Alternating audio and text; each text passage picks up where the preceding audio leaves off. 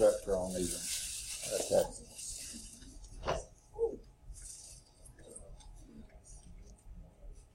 All right, we are now recording. Let's get started from the current slide.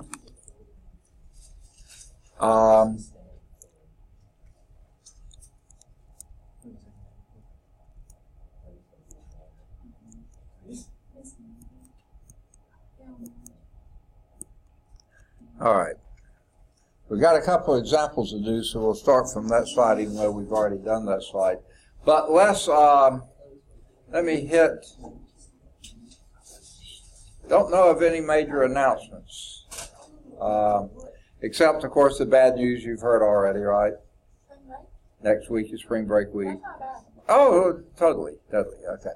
And so, hey, y'all might think you look forward to spring break. You don't know what it's like being an instructor. Okay, we really look forward to spring break. Okay, never mind. I'm not going to say we talk to this. That we're going to start early. You look forward to it. All right. Yes, well, I'm here till 6. I'm here till 6. I'm here till 6. Okay. So, I might like company though. That's another issue. Okay. All right. So, can't think of anything else. So let's go on and get started with this. Last time we left off, any questions on anything so far?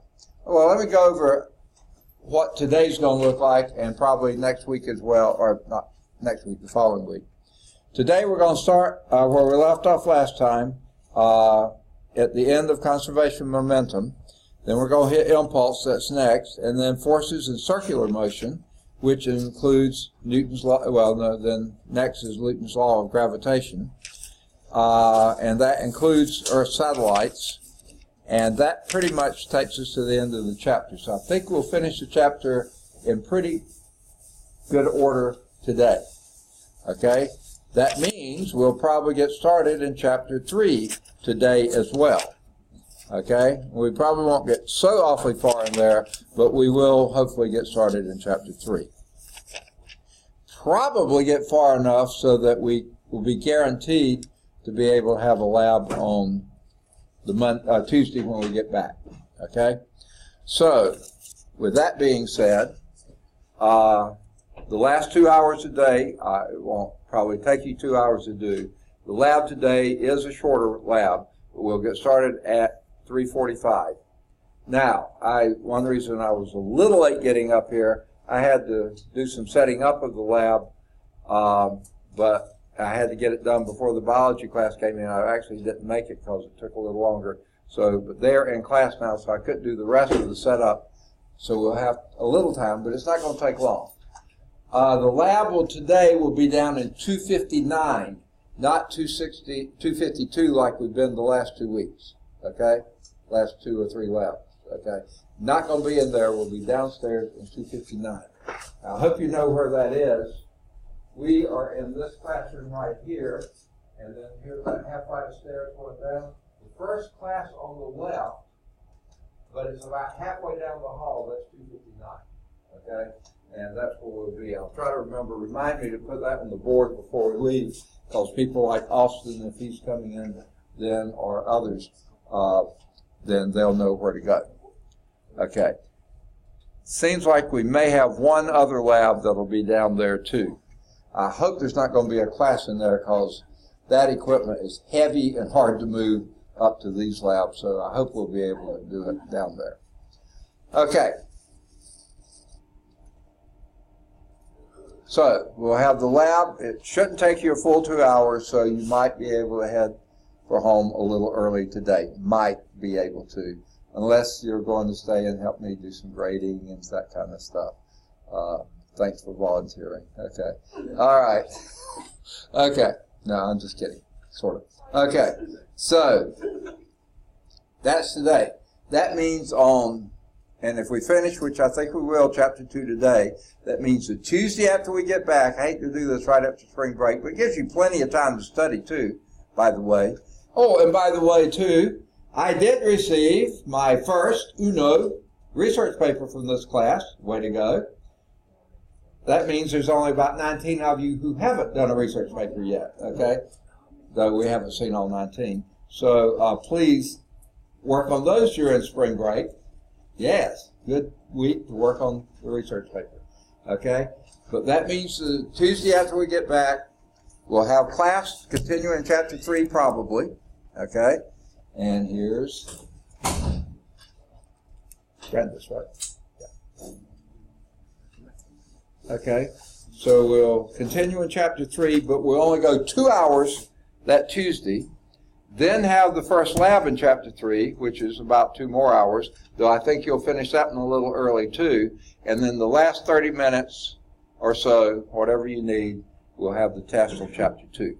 So right when we get back, the Tuesday when we get back, we'll have, hopefully we'll get started in chapter 3 today, and we'll continue in chapter 3 on Tuesday for only 2 hours, have the lab, first lab for chapter 3, that will be probably less than 2 hours, and then have the test on chapter 2, which will be around 30 minutes. Okay. Now the chapter 2 test and all subsequent tests will be mostly multiple choice. A few fill in the blanks and calculations. The first test was mostly calculations to fill in the blank with a few multiple choice. Now if any of you haven't done the first test, it'd be a really good idea to try to get that done maybe today when we get through early. If we do get through early, if you want to make it up then, you can. Or try to get it done soon, because otherwise you're going to be falling further and further behind on your test. So please try to get that done.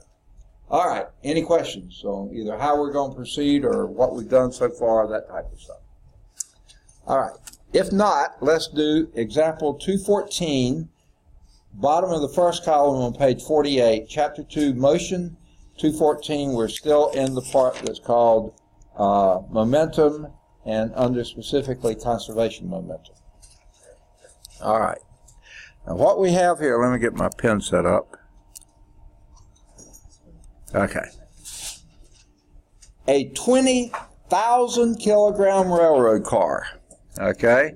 Now I don't draw railroad cars or anything else very well, but I'll try to get this done sort of like this. Here's a railroad car, and this is 20,000 kilograms, wasn't it? Yep, kilogram railroad car. Okay. Is coasting, that means it is moving, at 3 meters per second. Okay, wait, back up. What is 20,000 kilograms? What's that a measure of? Mass. That's your mass measurement. Okay. And coasting at 3 meters per second. What's 3 meters per second a measure of? That's a good velocity measurement. Okay, excellent. Okay.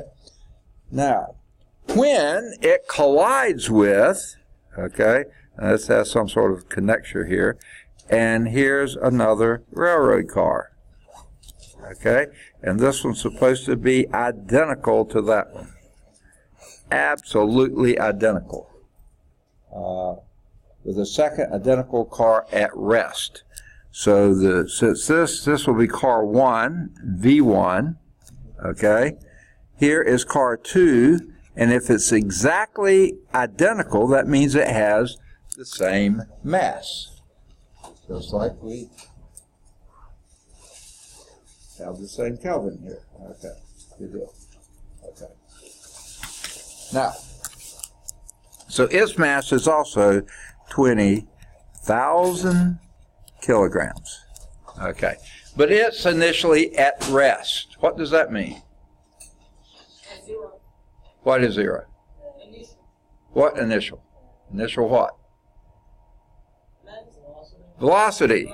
So its initial velocity, I'll put VI2, this is VI1, initial velocity for car 1, for car 2, that's 0 because it's initially at rest. All right, now it has some sort of connectors here too. Okay? Now, that's the setup. What is the resulting speed? Okay, wait. When it collides and couples with a second identical car at rest. Now, when it says couples with, that means they hang together. It doesn't mean they bounce off each other. They have some sort of things, and as soon as they collide, that fastens together, and then they move together. Okay. So our initial condition here, what is the momentum of the system? So this will be system momentum initially. That's the momentum of car 1 initially plus the momentum of car 2 initially. I've got the subscripts backward, but you get the general idea. What's the momentum of car 1 initially?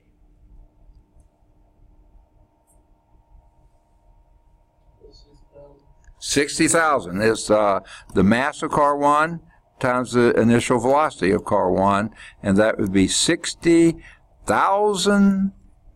And what's the units? Doesn't have a special unit, you just have to combine them. Kilogram meter per second. Poor old momentum doesn't have its own unit. Okay? How about car 2? What's its initial momentum? 0. Why? Pardon me? I'm sorry? 0. Okay, wait. I'm in 13th class. I know. Can I get a test from you? What's that? Can I get a test from you? Okay, I'm in class right now. I'll be out of class at 5:45. Yes, sir. Okay. Yeah. Huh? Okay.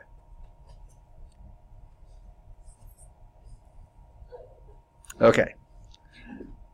What's the initial momentum of car 2? 0. Why?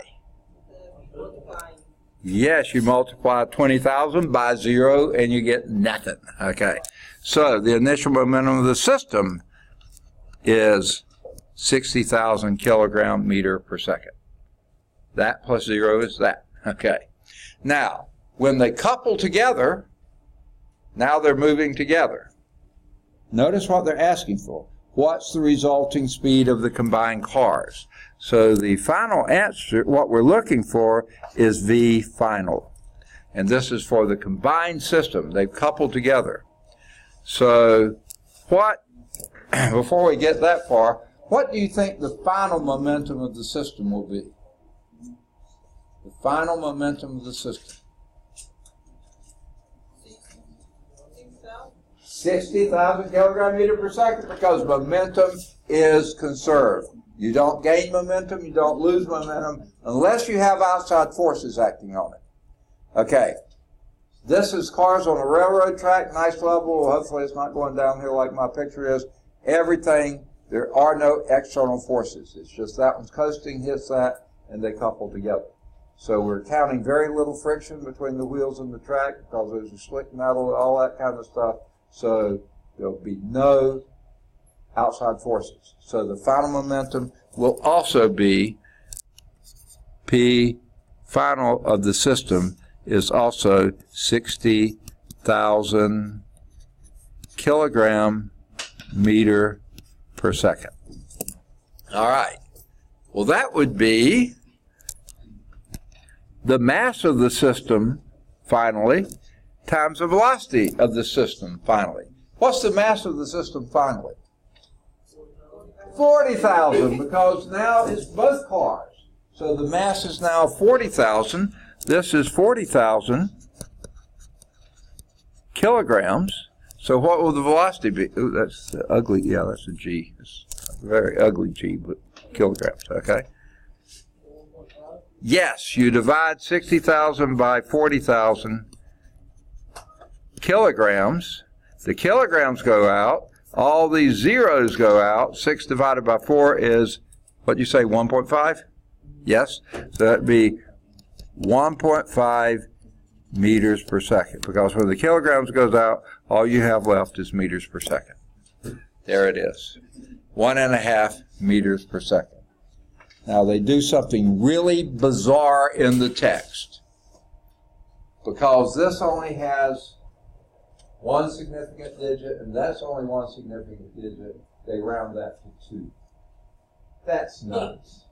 Call it 1.5. That way you don't have to round to 2. Because it makes no sense for you to say 2. 1.5. Okay. Make sense? All right. Any questions? So sort of ignore the round off there. It's just nuts. All right. Now, excuse me. Okay. Everybody got that? Ready for example 2.15? Got it? Ready? Ready? Okay. All right. A student and her rowboat, and if you thought my railroad cars were ugly, just wait till you see a rowboat, okay? All right. And the student is in here, okay? And unfortunately, she's standing in the rowboat, which is never a good idea, okay? Okay. All right. Standing in a rowboat, okay? They have a combined mass of 100 kilograms. So the mass of the system is 100 kilograms. Standing in the motionless boat, so what does that tell you? Second? The initial velocity is equal to 0. It's motionless, okay? Initial velocity is 0. So what's its initial momentum? Yeah, the initial momentum of the system is also 0, okay? She tosses a 5 kilogram ooh, goodness, she's strong. A 5 kilogram rock out of the back of the boat. So she hauls off and throws a 5 kilogram rock. So the mass of the rock is 5.0 kilograms. And she throws it with a velocity of 5 meters per second.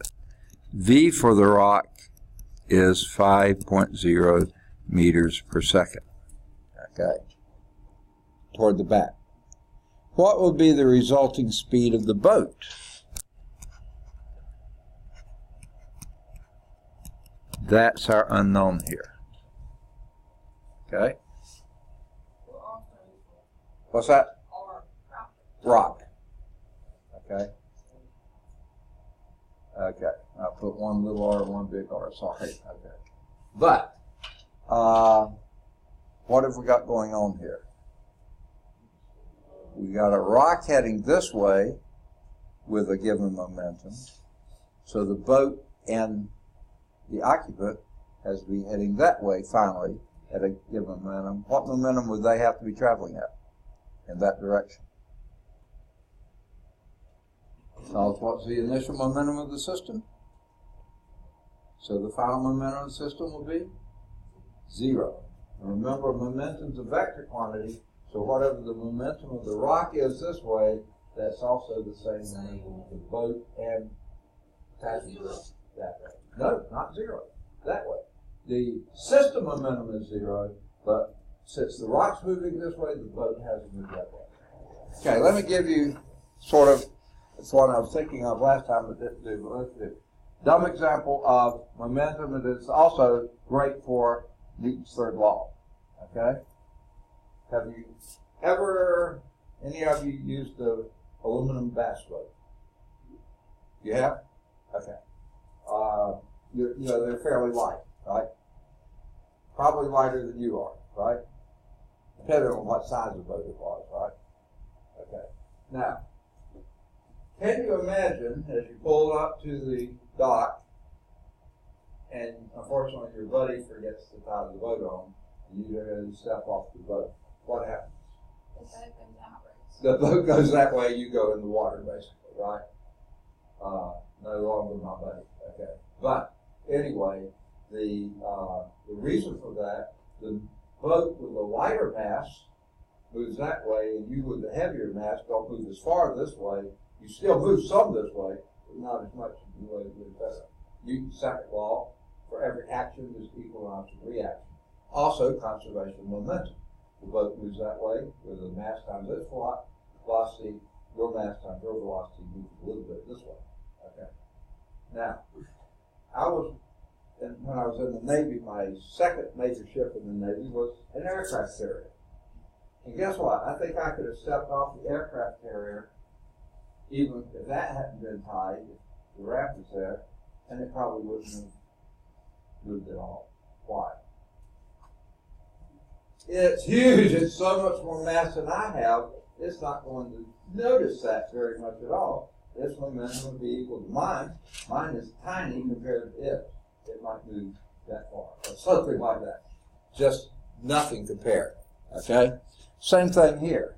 She throws the rock this way. If initially they're at rest, both of them at rest, she throws the rock this way, then the boat and she have to move that way. So, what's the momentum of the rock this way?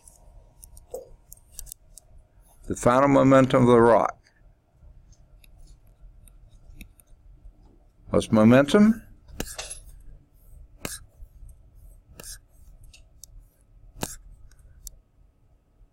It's pretty easy to multiply. 25 kilogram meter per second. That's all we got for, well, so far, all we got for momentum. And that's in this direction. You want to make that positive, negative, what? Doesn't matter to me. Huh? Make that positive? Okay. Okay. Then the momentum of she and the boat, that's the thing that's left, has to also be 25, but it must be in the opposite direction. So we'll just take care of the directions later. It must also be 25 kilogram meter per second. But the mass, its mass, so final momentum of the boat, I'll say, that includes the passenger, is going to be also 25 kilogram meter per second. But that's going to be its mass, which is 100 kilograms times its velocity. That's what we're looking for. The final velocity of the boat. Okay? So how do we determine what that is? My writing sort of stinks there. Second? Is that 25 divided by 5? No, divided by... Oh, that's meters per second. Never mind, I can't see it. Second? Oh, that's kilogram meter per second, right. Okay. So how do you get the final velocity? You do it up here. P final for the boat with passenger is also 25 kilogram meter per second. Okay, maybe that makes sense.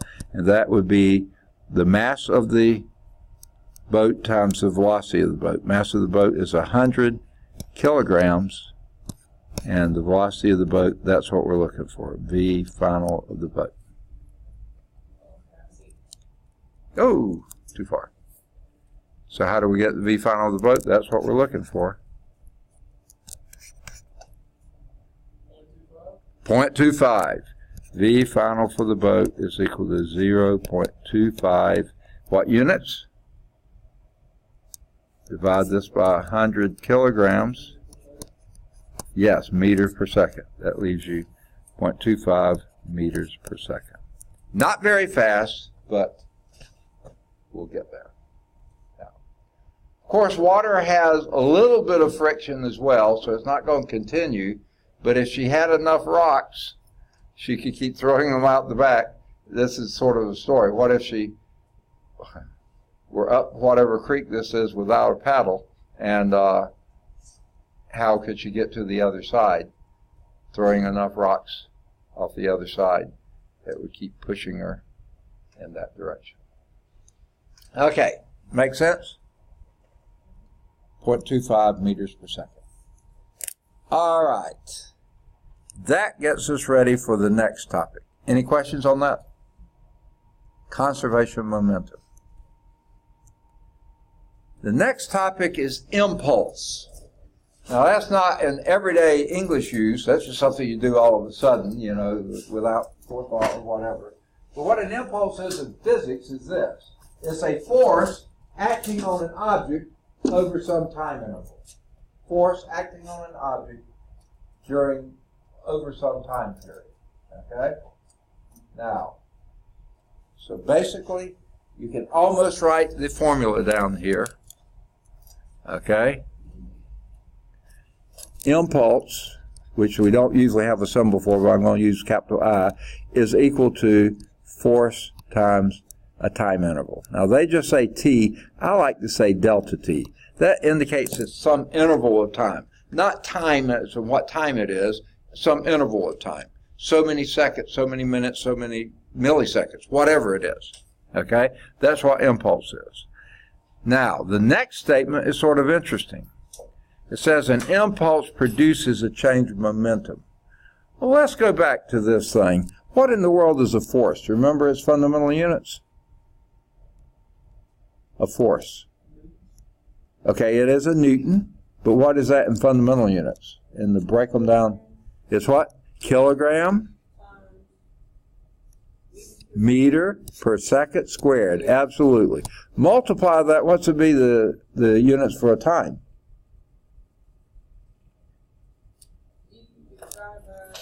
No. What is it? What's the unit for a time? Seconds. Exactly. Well, let's see what happens. The second cancels one of those seconds out, and what are you left with? Kilogram meter per second. Hey, look at that. The impulse is the same as or produces a change of momentum. There it is. Okay? Here's another way to look at it. A force is a mass times an acceleration, right? Newton's second law. What's the acceleration?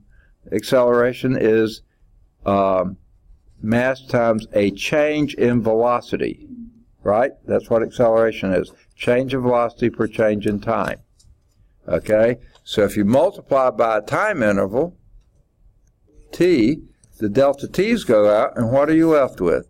Mass times a change of velocity, which is a change in momentum. Mass times velocity, this is a change in momentum. There it is. An impulse produces a change in momentum. Now, like we said up there, you said a force is a Newton. Time interval is seconds. So another name for impulse, which is a change of momentum, is a Newton second. I told you there was another unit you could come up with for momentum. Newton second works well. Kilogram meter per second, that's the fundamental unit, or you could say it's a Newton second. That would be true too. Now some of the applications of this are, okay, let me go into this in sort of gory detail. I remember, as Mr. Garland Coley used to say, he's the guy that was our church, he's dead a long time ago, but he said, when I was a boy child, you know, the earliest cars and trucks that we ever had metal dashboards, okay? Some of them actually stuck out and were not pointed, but very sharply rounded, okay? And therefore, if you were ever in an accident, bang, right into the metal dashboard or the windshield or whatever. The passenger seat back then was called the death seat, okay? Because if you were ever in an accident, the driver might just be badly injured because the steering column, you know, does some internal damage here, but usually he doesn't crash into the windshield. The steering wheel gets in his way. But the passenger had nothing. So he's hitting that metal dashboard, the windshield. It was all she wrote, basically, okay? Now, the reason for that is impulse, okay? If you were driving in the car at some given speed, the car has some given mass, a lot. Back then they were big cars, heavy cars. So you had a certain huge mass, pretty good speed, because they had very powerful engines back then too. You had a huge change of momentum. Because when you hit that tree or the embankment or something else, you stopped immediately. So your change of momentum was from a very large momentum to zero momentum in a very short time interval. So if you had a large change of momentum, okay, here, impulse, a large impulse change of momentum over a very small time interval, that meant your force was enormous, huge forces, okay? Now, I can remember the first car that we had, my dad never bought a new vehicle. He bought one new pickup that I remember. And my younger brother immediately went out and carved his initials in the steering column. I thought my dad was going to the first new vehicle he ever owned in his life. And his little son, had gone out and scratched with a nail his initials in the steering column. But anyway. But we always bought used cars, so they were always a few years behind in technology and stuff, including safety issues. So I remember the first car we got, though, that had any kind of safety issue was a padded dash. Still metal under there, but at least it had maybe that much padding on it, okay? Not very much. But guess what? If you had that same change of momentum here, now it takes, whereas before, the time interval was almost instantaneous. Let's call it 1,000th of a second, just to be generous there. Big change of momentum divided by 1,000th of a second makes a huge force. Well, what if this got it down to 100th of a second, or even 1/10 of a second, just to compress the padding when you had the impulse? That would reduce the force by either 10 or 100 times.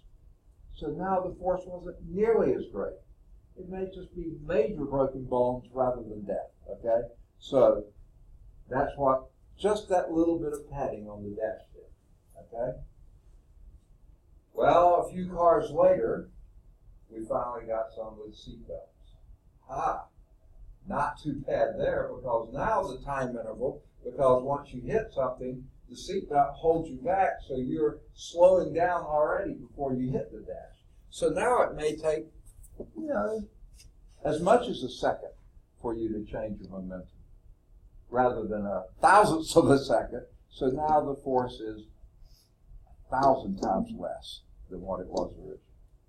Well, the next car actually had shoulder harness too. So not only are you stopped at the waist, you're stopped on the shoulder too. So you are really taking a lot longer to reach the dash. The longer the time interval, the less the force. Make sense? Okay? Now, today they have airbags. Those airbags come up and they really, in fact, you may not even reach the dashboard or the steering wheel, because that airbag is going to stop you before you get there. So whatever it is, it's a lot longer time interval. The longer the time interval for the same impulse, change of momentum, the force is reduced big time. That's why these safety features are there. Okay? That's why the same concept of padding the dashboard is padding of elbows and helmets in football and cars and race cars. They wear helmets. It takes longer time, if there is an accident, for the head to interact with whatever it's going to interact with, because the helmet takes longer for that collision to happen. Okay?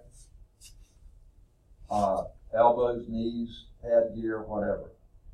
That's why they have the plastic barrels on the highway. And my word.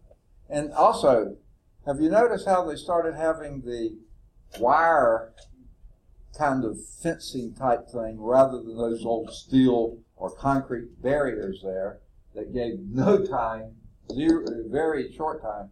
The wire gives way now and stuff. Of course, it stays out of commission because so many people hit it, and they rip off the plastic barrels and stuff like this, but it's still taking longer for the change of momentum to happen, the impulse to happen. So, not a bad idea. Now, another really sad example of this, I think coming up next summer is the Summer Olympics, isn't it? I believe that's right. 2020? I believe the Summer Olympics will be next summer. Not this summer, but next summer. And there's lots of things going on with them, but think gymnastics and some of the track and field. On the track and field, think of your high jump and your pole vaults. On the gymnastics, think of anything that they're up in the air, like the parallel beams, bars, those kind of things. Well, in the 1996 Olympics, it was probably before y'all were born, right? Well, whoever's out there. Okay. Any of you born in 96? I didn't think so. What's that? I wasn't even thought of in 96. 97. Even less? No, I 2000. Okay. Yeah. So, the 96 Olympics were in Atlanta, Georgia. Okay. Now, we didn't get to go to the gymnastics, but I remember hearing about this. The Chinese had these little bitty gymnasts. There was a lot of people who thought they weren't even old enough to be there, but they had faked it. I don't know what they had done. But anyway, they could fly. And they have this vault, the women gymnasts have this thing called the vault. Okay? And what they do, they go running full speed down a long thing and hit one of those boards, I can't think what you call it. It springs them up in the air, springboard maybe is what you call it. And then they hit a pommel horse, and on the way up, they may twist some. They hit the pommel horse and twist a few times, and then try to stick their landing. Okay? Now, all along the throughout here, especially on the end, they've got all these pads all over the floor. Okay?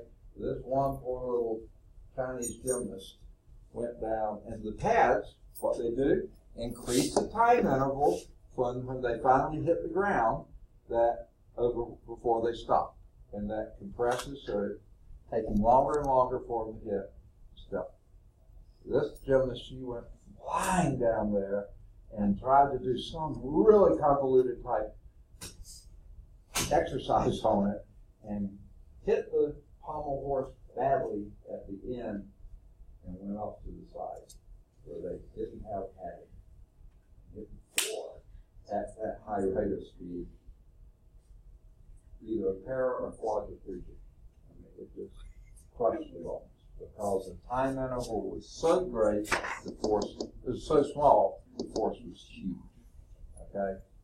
And that's why the pole vaults, the high jumps, all those dismounting areas, they always have all that padding. Even the floor exercises, when they're doing all these jumps and spins and stuff, they have a fair amount of large time interval padding when you hit the floor.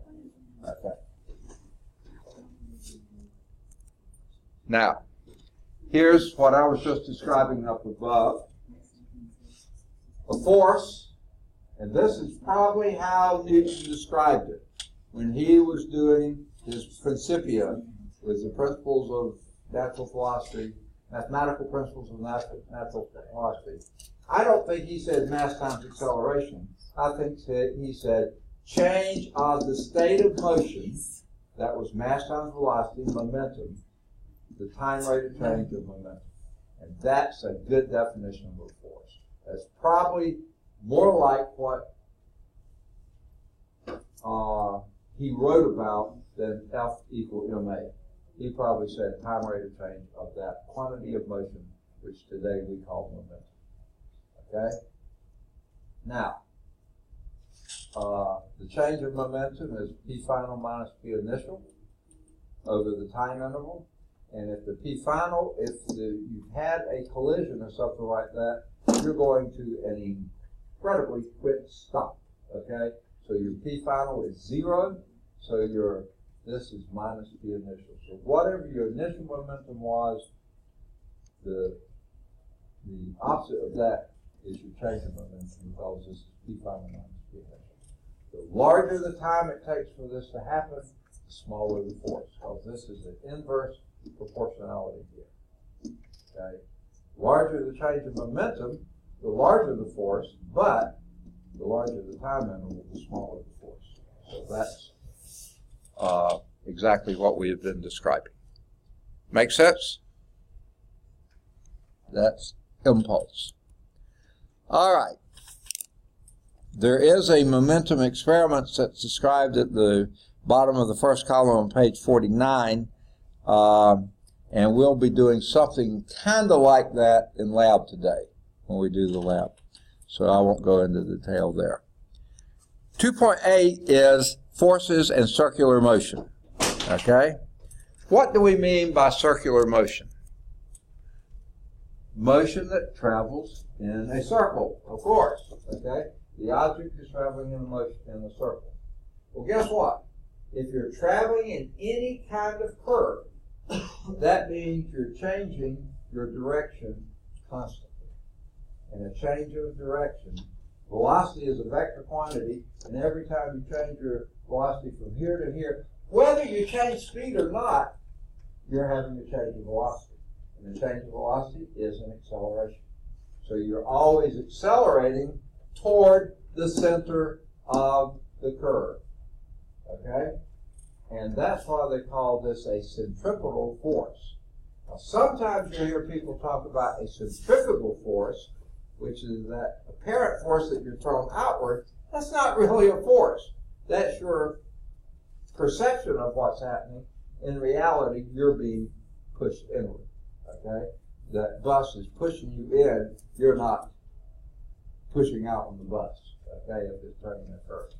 So your centripetal force, your centripetal acceleration is always toward the center of the circle. Because if you can imagine, if this same velocity, if you went up to here, now you change your direction a little bit, so it's this way. What's the vector change of that? In that direction, which is exactly toward the center of the circle.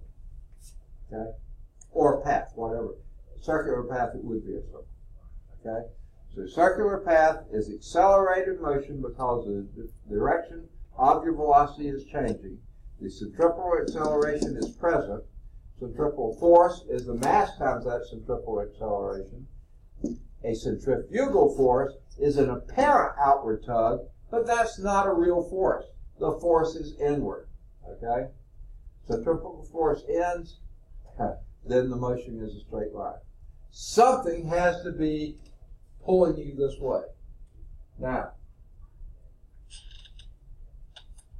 I bet you that some of you as young kids, probably the Y chromosomes more than the X chromosomes, I bet you at some time or another took a rock, tied it on a string, and swung it around your head. Oh no, and that never happened, has it? Maybe this group it never did occur. What happened if the string broke? As long as it's attached to the string, it moves in circular motion, right? But what happens if the string breaks? It finds a window somewhere. It always does, doesn't it? Okay. It goes in a straight line.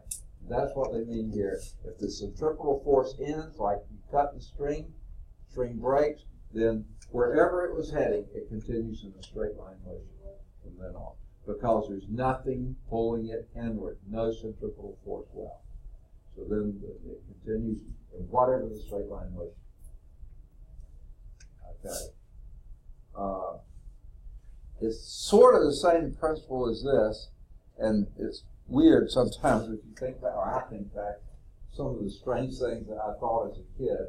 I just found it fascinating that I could have a bucket of water, enough for me to carry in a bucket, and if I did this, the water stayed in the bucket. I could have it directly overhead. I wouldn't stop. If I stopped, I'd get wet.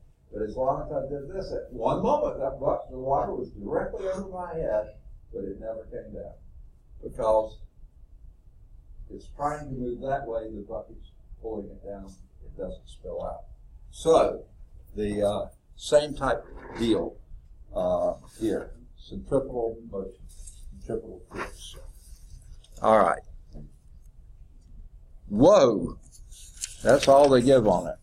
Let's go back and let's give the formula for it. This is on page 50. Let's start with the centripetal acceleration. And the centripetal acceleration, I'll call it A sub c. I think that's what the book calls it. That's equal to v squared over r. You have to have enough velocity to keep the motion going, okay? But you square that velocity, divide by the radius. The longer the radius, the smaller the acceleration, because that's the inverse proportion. The greater the velocity, the greater the acceleration. Well, that makes sense. The shorter the radius, then the higher the acceleration, and the smaller the velocity, certainly the smaller. Are our units right? What would be typical units for velocity? SI units will be fine. Typical units for velocity. Anybody? Meters per second. But you're going to square that, so that would be meters squared per second squared, right? Divide that by radius. What would be a typical measure of radius? Unit. No, units. What units for, huh? Well, let's use meters. If you used meters before, we'll use meters here. So meters divided into meters. Well, what have you got now? Meters per second squared. That's a great unit for an acceleration. So that works. Okay? Units are your friends. Hang on to them. Follow them. They'll keep you out of trouble sometimes. Okay? Now, some of you may have friends that get you into trouble. Units will keep you out of trouble. Okay? Now, what would then be your centripetal force? Well, that's the next formula they list here. Well, force, we know, is mass times acceleration. Well, if your acceleration is centripetal, that'll be this, or that'll be mv squared over r. There would be your centripetal force, mv squared over r, given as equation 2.11 in the book. Now, this is one of those, these examples here, one of the few cases, if you remember I said before, a lot of times when your variable is squared, you anticipate having a 2 in the denominator for the coefficient. This one doesn't. Most of the rest of them you'll see do. This one does not. Okay? That's because you also have the variable r down there as well. Okay? That's sort of the reason. Okay. So let's see what we can get from example 216. A 0.25 kilogram ball. 0.25 kilogram. What's that a measure of? That's the mass of the ball. Okay? Is attached to the end of a 0.5 meter string. 0.5 meter string. What would that be in these equations? That would be your radius, your r, your distance, okay? Exactly. Okay? And moved in a horizontal circle at 2.0 meters per second. 2.0 meters per second. What's that a measure of? That's your velocity. Excellent. Okay? What net force is needed to keep the ball on its circular path? What kind of force would be on a circular path? Circular centripetal. Center seeking. What's that? Okay. Okay. No, we don't have to mess with p's here. Just use these things we got here. Centripetal force is?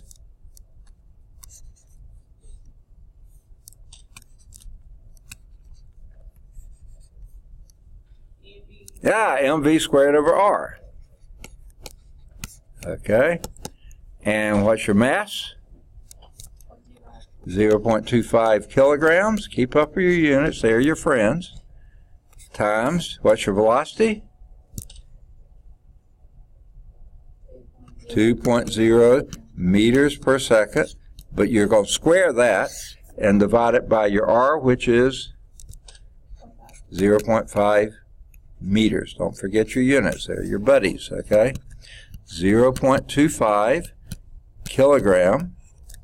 Oh, you've already been here. Times what's 2 squared? 4.0, but you square your units as well. Meters squared per second squared, and divide that by 0.5 meters. Okay? Let's deal with the units first. This meter is going to cancel out one of those. And that leaves us with 0.25 times 4 is, that's a quarter of 4. 1. 1 divided by 0.5. That's 1 times 1 divided by 1/2. That's 1 times 2 over 1. So that would be 2. 2. And I imagine they just use one significant digit because that's all you had for your radius. 2 kilogram meter per second squared. Well, what's that? Kilogram meter per second squared?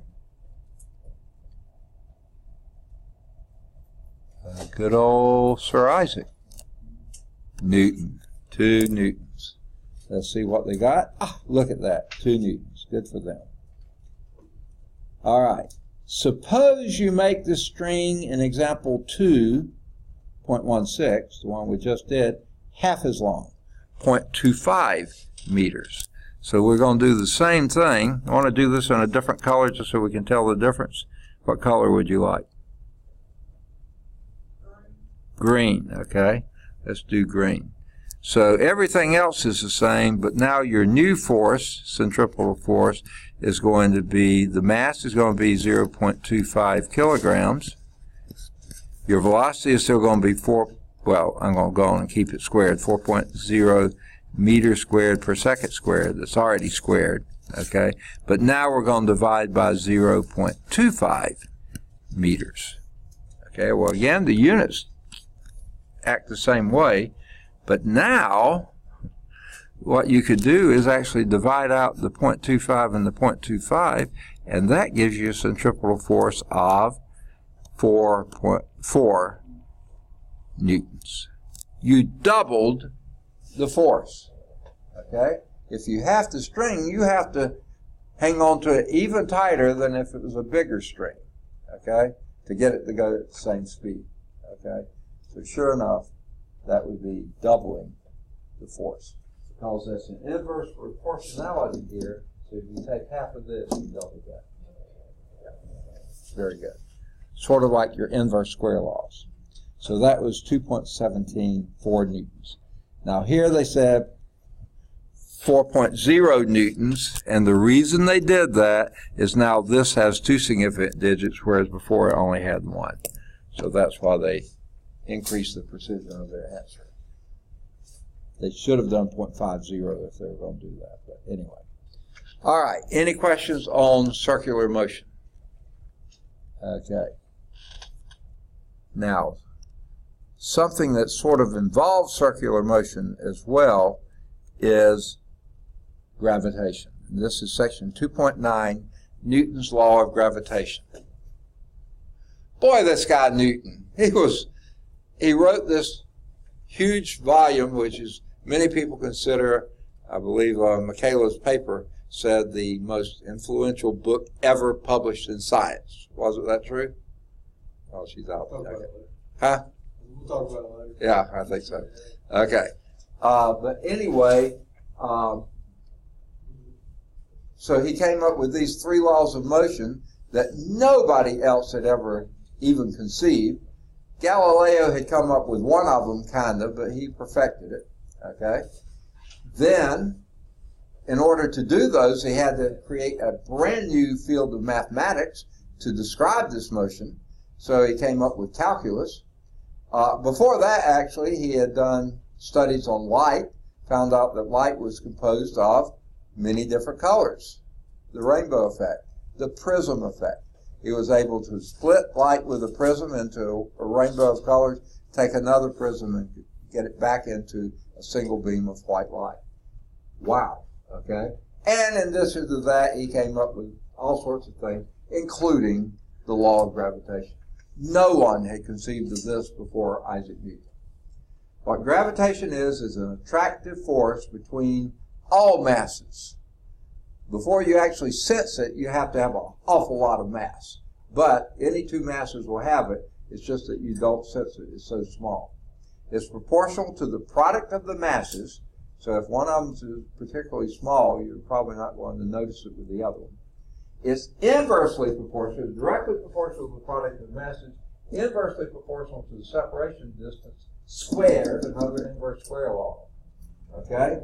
So basically what this just said, the let me get back to black or dark anyway, that the force due to gravity, okay, I'll put little g down here, is proportional to, remember our proportionality symbol, the product of the masses, m1 times m2, but inversely proportional to the distance squared. Okay? Inverse separation distance squared.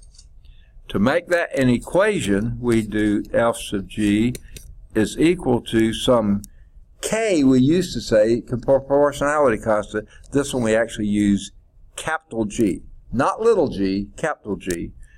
m1, m2 divided by r squared. Now this capital G has to have units, because over here it's a Newton, so it has to have a unit of Newton, but it also has to get rid of the meter squared in the denominator, so you have meter squared in the numerator of the unit, and these are two masses, so that's kilogram squared in the numerator, so that has to be kilogram squared in the denominator. So it has units with it, but it is a proportionality constant. Okay? Now, let's see if they show it to us. Well, I don't guess they do. Let me erase the ink. Nope, they don't. Okay? So let's go back. And I'll give it, it's in the book, it's equation 212 in the book. And it was just like I wrote it. F is equal, and this force due to gravity, G times m1, m2 over r squared. Okay. Only they use d squared. Earlier they used r, now they use d. It doesn't matter what you call that, but to be consistent with the book, I'll call it d squared, the distance between the two bodies squared. All right. Now, here's the problem, sort of. This g is an incredibly small number, okay? It is 6.67. It's a universal constant, so it works everywhere, times 10 to the negative 11. And the units, like I said, have to have newtons, because newtons over here, meter squared to cancel out the meter squared in the denominator, divided by kilogram squared to cancel out the 2 kilograms in the numerator. So that's this unit. Now, if you were to write that as a number, not in scientific notation, that would be 0.0000000667. I think that's right. 1, 2, 3, 4, 5, 6, 7. Oops, no it isn't. I didn't get enough. All right. 0.00667 Newton meter squared per kilogram squared. 1, 2, 3, 4, 5, 6, 7, 8, 9, 10, 11. Yeah, that's it. Talk about a small number. That's pretty small, okay? I don't have a device I can measure anything like that with.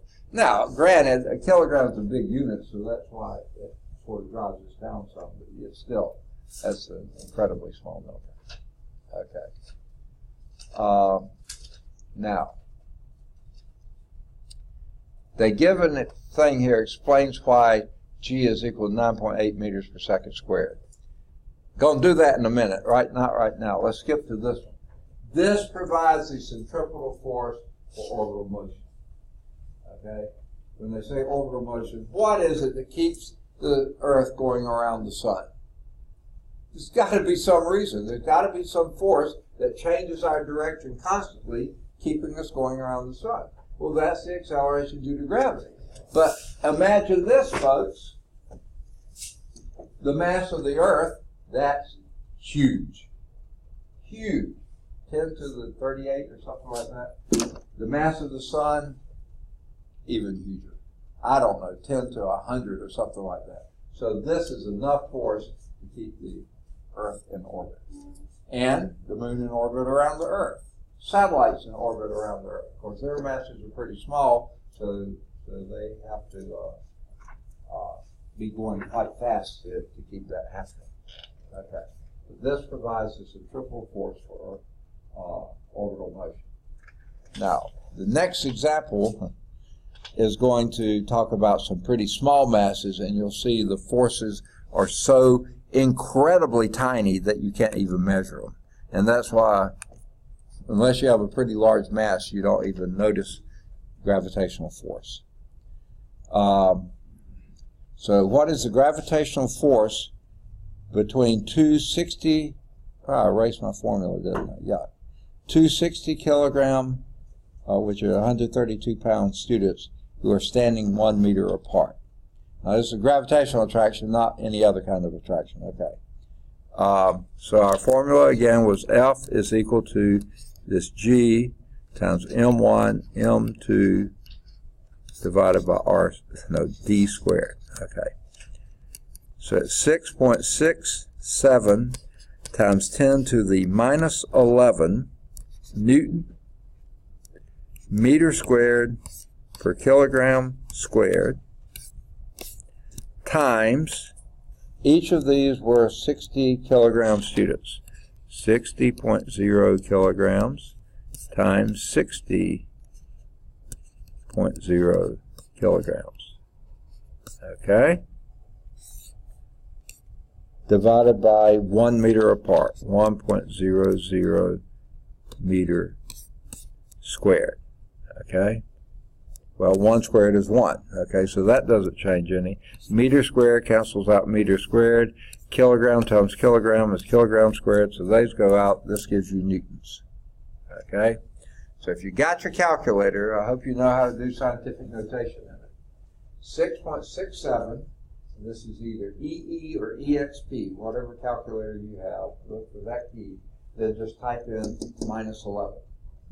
6.67 EE or EXP. Don't do times 10. Do EE or EXP, and then when it gives you those little blocks to do a negative 11. Now that negative is your negative in parentheses, not your subtraction negative. Okay? And multiply that by 60 and by 60 again. And divide by 1. It's not going to change it any. So what do you get? A pretty small number.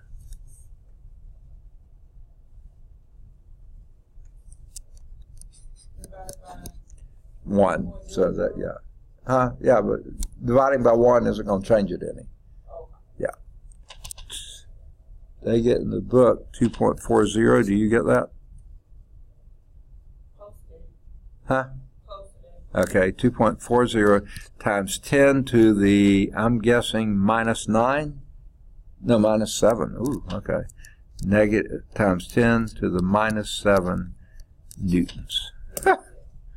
Okay. I got the notation right. What's that? I said I got the notation right. Good. Okay. So it's 0.000000240 newtons. You think any of them are going to feel that? A newton's a pretty small amount of force. That many zeros in it, no way. 1, 2, 3, 4, 5, 6, 7, 8, 9, 10. That's so tiny, no one will perceive that force. Nobody. Okay.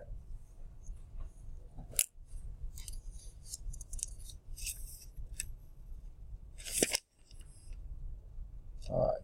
I was starting to say, yeah, we've got another example coming up later that we'll do the rest of it. In fact, I think it's a good time for right now, maybe. Let me see what the next slide is. We've already seen that one. Well, no, we haven't. So let's clear that. Okay. All right. Like it says, it provides the centrifugal force for orbital motion. The moon going around the Earth, the Earth is pulling to the moon, the moon's pulling on the Earth too. So there's the force, centrifugal force, and that keeps the moon in orbital motion. Figure out how fast the moon's going, if you knew the diameter, the radius there, which is easy to look it up and find. And if you do the masses, you can calculate the force, and you can see what, you can figure out every aspect pretty much of the Earth-Moon interaction there. Okay. Now, before we get to Earth satellites, let's go back and do example 219. This is the one that said here, explains why G is equal to 9.8 meters per second squared. Now, this does some calculations I don't know if you would have thought about doing or not. Remember we said the acceleration due to gravity is anywhere on or near the surface of the Earth. So, where is the surface of the Earth? The surface of the Earth is approximately 6,400 kilometers from its center.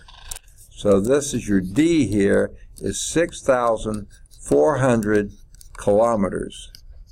Which, what is a kilometer, by the way? 1,000 meters. So let's call that, whoa, I hit the wrong key. Hit the wrong key, get back there, okay.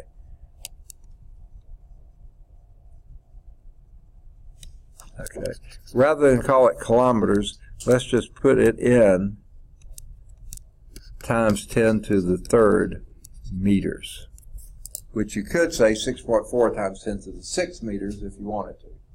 But that's your distance from the center of the Earth, to get it in terms of meters, because your answer needs to be in terms of meters, not kilometers. Okay? Okay? If the mass of the Earth, so here's the mass of the Earth, is equal to 6.0, 6.0 times 10 to the 24th kilograms, 24th kilograms. That's a massive Earth there, folks. Really, really massive. What is the acceleration due to gravity, G, near the surface? Okay. Well, we need to know what our capital G is. That was our 6.67 times 10 to the minus 11 Newton meter squared per kilogram squared. Okay?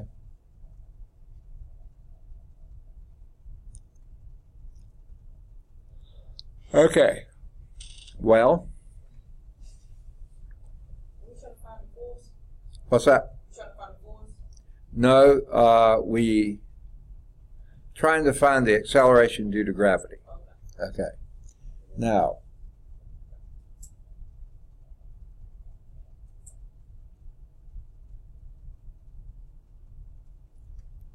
what we know is, let's talk about the force. Let's write it down though. The force due to gravity is this G times the mass of the object times the mass of the Earth. Those are the two masses divided by the radius or distance squared, because that's what we've been using, D. Okay? So, this force here is mass. That's our weight, by the way. That's the mass that we have here times the acceleration due to gravity. Well, this mass and that mass cancels out, so your G is equal to capital G times the mass of the Earth divided by the distance squared. Yeah, it's 64. Okay. So plugging in those numbers, we have 6.67. This is mass of Earth. Okay, 6.67 times 10 to the negative 11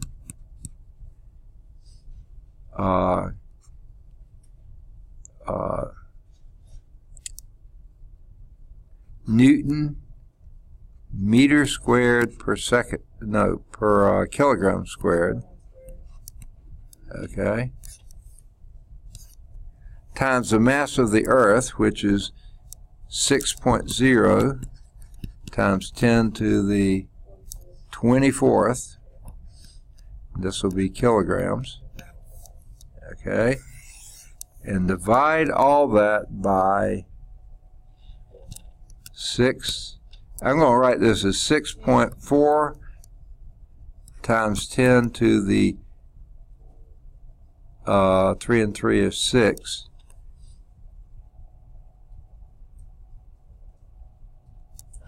Okay.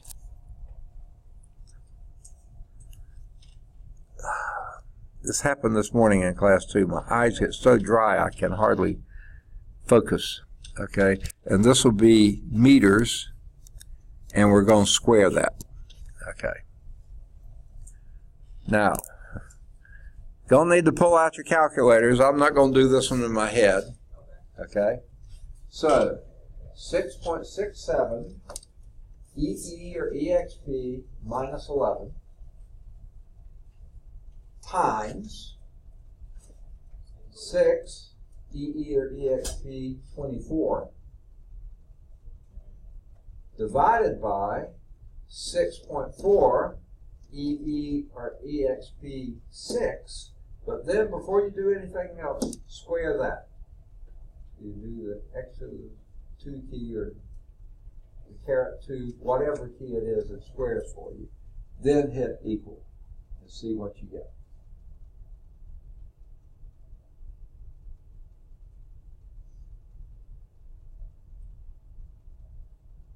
Anybody?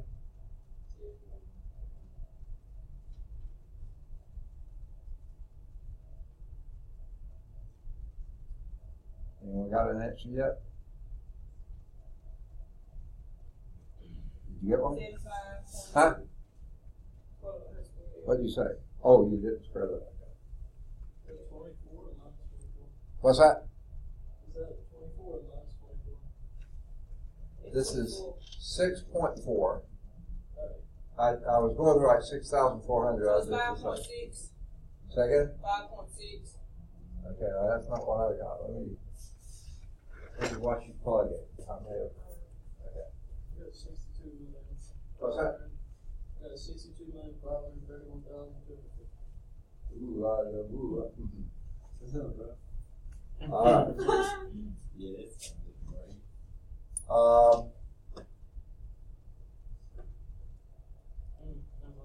don't know how to calculate. Okay. I didn't square the bottom. Oh, you didn't square the bottom. That probably would account for some of that. Yeah, that would get you $1 million off.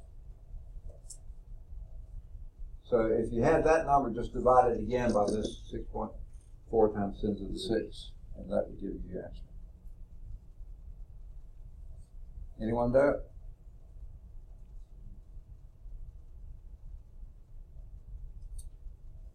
I just don't have a calculator with me, so the one I have in my office won't handle this. My phone would, but I don't have my phone with me. What you get? 43.2. Huh? 43.2. No, that's not what I got either, or I got. But let me just make sure that I punched in, done all the numbers right. I did separate squared though. When you do it together. Okay. Oh wait, they've got something else they're doing here.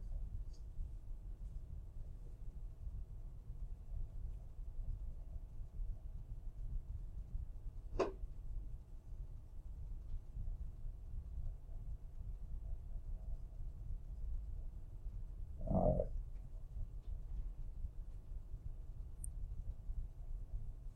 right.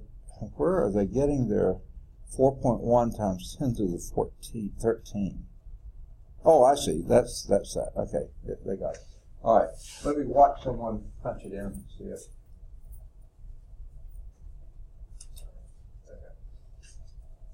6.67 EE or EXP.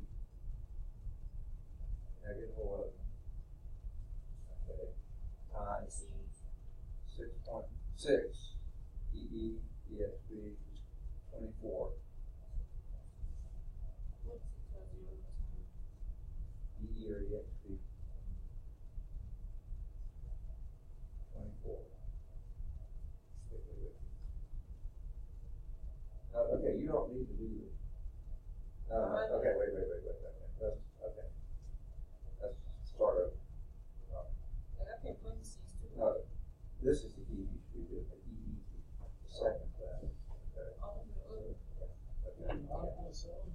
What you got? 9.77. 9.77, which rounds to 2 digits to 9.8. And what was the acceleration due to gravity? 9.8. Where'd you get the, where'd you even get the formula on Okay. that? The G equals G. Okay, the force due to gravity, this is the formula we've been using. G M over D squared. Okay, that's on, was first introduced on page 51, bottom of the first column. Okay? What did we find doing that? The acceleration? What's that? What are we looking for? The acceleration, is that what it's saying? Yeah, we're doing the acceleration due to gravity. And this force was m times g, that's your weight, m times g. And so you divide this m and that m out, so you're left with g here. So that gives you capital G, which is this number, times the mass of the Earth, which is that number, divided by the radius of the Earth squared. And that gives you 9.8. Awfully close to it. Alright. You got it? No. No, let me watch. It's how you enter this thing, I think. Okay. 6.67. Parentheses. We all need it. 6.67. Okay, then do the EE key. Second. Yeah. Okay, now all you do is do the negative 11 times 6 EE 24. Okay, and divided by 6.4 EE 6 squared. Yeah. That was 7, that rounds to 9.8. Oh. Meters per But second that's how you squared. do. That's how you do 15, right? So. Yeah. And that comes out meters per second squared. Now, I'm not all that convinced of, oh yeah, here's how you get rid of this. This Newton here, write it as kilogram meter per second squared. And one of these kilograms cancels that one. The other kilogram cancels that one.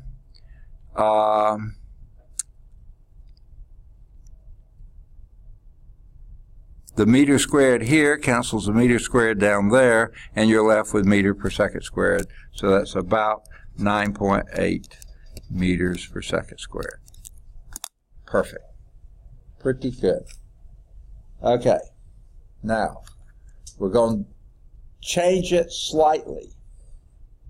Okay? What would be the value of G if the Earth were less dense with the same mass but twice the radius? So this time the radius will be 12.8 times 10 to the 6th. Okay? So you do the same thing as before. 6.67 EE minus 11 times 6 EE 24 divided by this time 12.8 EE 6. Let's square that and hit it equal, and I think you see this go down big time.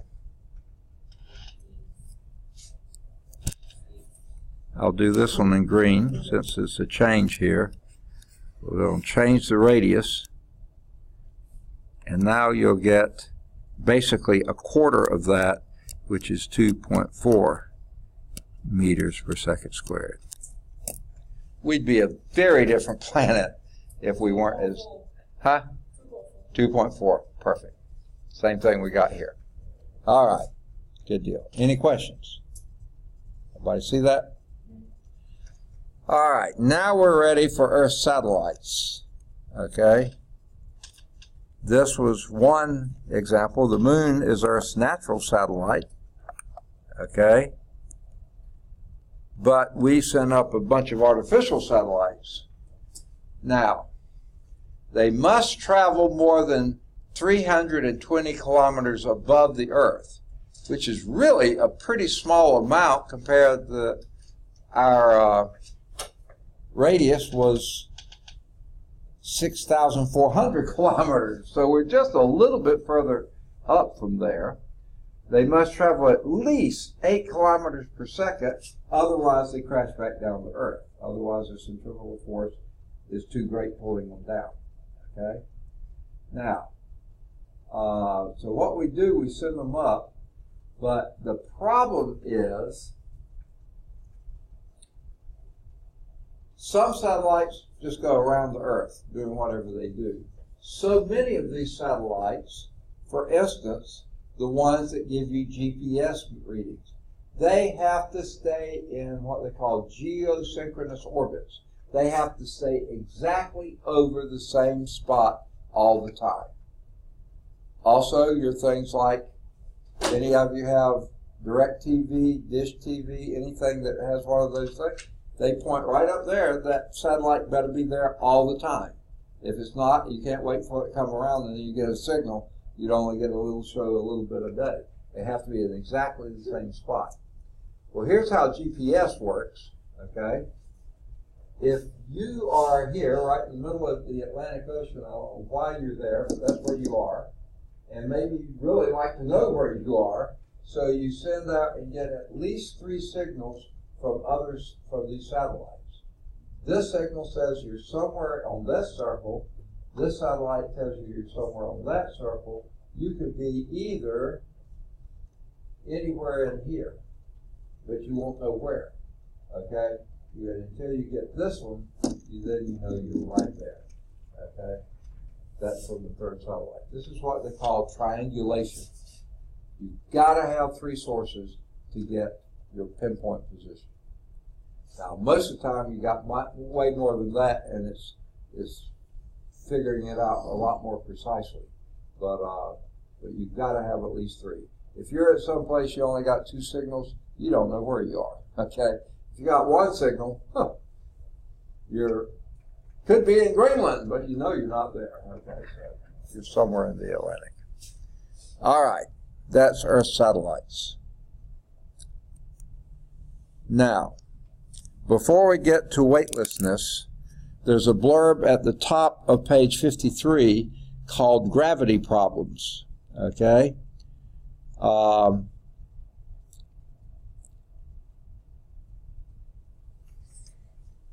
Remember, we did talk some about the difference between mass and weight, right? Okay. On the surface of the Earth, they're fairly equivalent. They only differ from the acceleration due to gravity, which you just calculated. Anywhere on the surface of the Earth, they only differ by a constant. Okay? So therefore, you can use either mass or weight. But if you leave the surface of the Earth and go way high, like some of these satellites are, then suddenly your radius from the Earth is a great deal larger. Just like that last example, the acceleration to gravity is much less, so your weight goes down. So there's a good weight loss program, isn't it? Go into outer space, and you become weightless, or close to it. Okay? But of course, when you come back, you weigh the same as you did pretty much when you left. Your mass never changes. Mass is a constant of nature. It's not a variable. Okay? So they're talking about that there. All right. Let's see what's next. Yeah, now we're on to weightlessness. Astronauts appear to be weightless, but they're still affected by weight. Therefore, cannot be weightless. It's just that there's so much smaller acceleration due to gravity, they feel like they're weightless, so to speak. She promised you would be here. Okay. Yeah, I think I've already marked you, so you're here. Okay. Actually, the astronauts are constantly in free fall because they're just like the spacecraft that they're on. They're circling the Earth, so they're always falling to the Earth, but they're doing it along that circular path. So because they have the same velocity this way, they don't sense it, but they have the same velocity their spacecraft did, because that's where they left from. That's a really neat picture too. Okay. Came from NASA. Okay. All right. There is a person behind the science, Sir Isaac Newton. However, this topic has already been chosen, so you have to find something else. You could maybe write on his Principia or write on his some of the other work he did, but his life, isn't that pretty much what you did, or his work? Huh? Well, kind of. I did his life in 3 laws. Yeah, so get something a little more specific. This cannot be your source. This can give you ideas, but it's not your source. It can't be. There are some others mentioned in this blurb, though.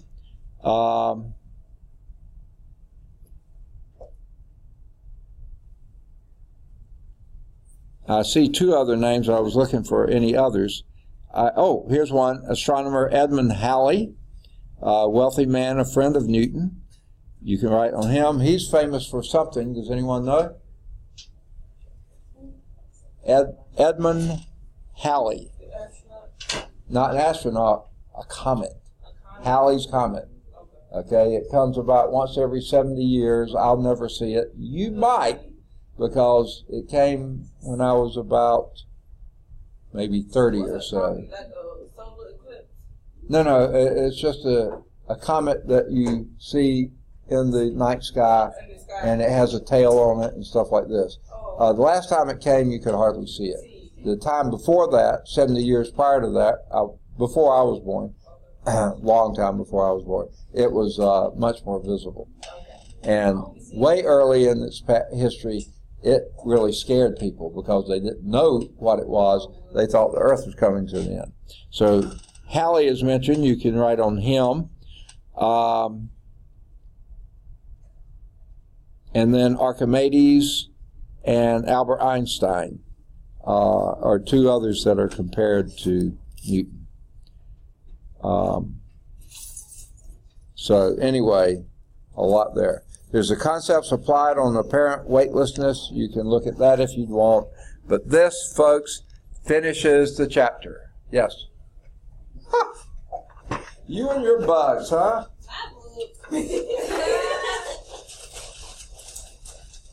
Is that another stick bug? I think it is. Maybe the same one. Okay. It's still in there? Yeah.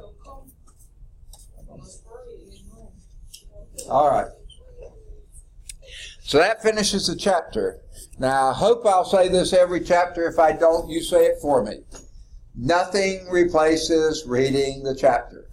The PowerPoints don't replace it. All my talking about it doesn't replace it. Nothing replaces reading the chapter. Best if you read it before I talk about it, then what I say will make a lot more sense to you. And guess what? You've got spring break coming up. You can read the next chapter. We'll get started on it today, but that way when we talk about it in class, you'll have a lot better feel for what's going on.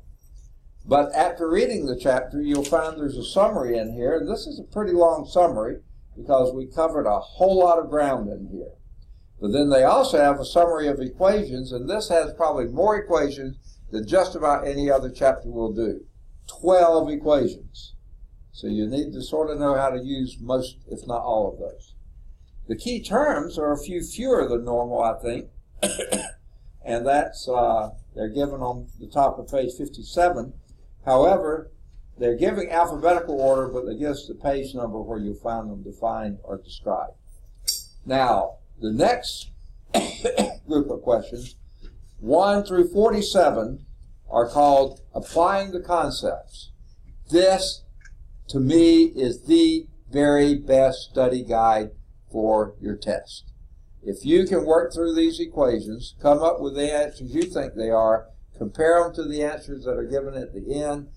If you know this stuff, you're going to do pretty well on the test. Okay? Now, they won't be the same questions, but it'll be questions on the same type of material. Okay? Then there are 12 questions for thought. I would definitely think through these. This is a few fewer than most chapters. In fact, the 47,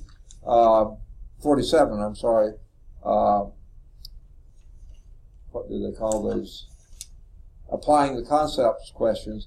Those are about normal, maybe a couple fewer than normal on there. 12 is fewer than most of the questions for thought. For further analysis is maybe 1 or 2 more than normal, 6 of those. And then the parallel exercises, the group A, if you got the thick book, I don't know about the thin books because I don't have one, but the thick books have those answers in the back. The group B, no book has the answer in the back, but the thick book has the group A in the back. And if you can do those, you're in good shape too. Any questions on chapter 2? So, understand this.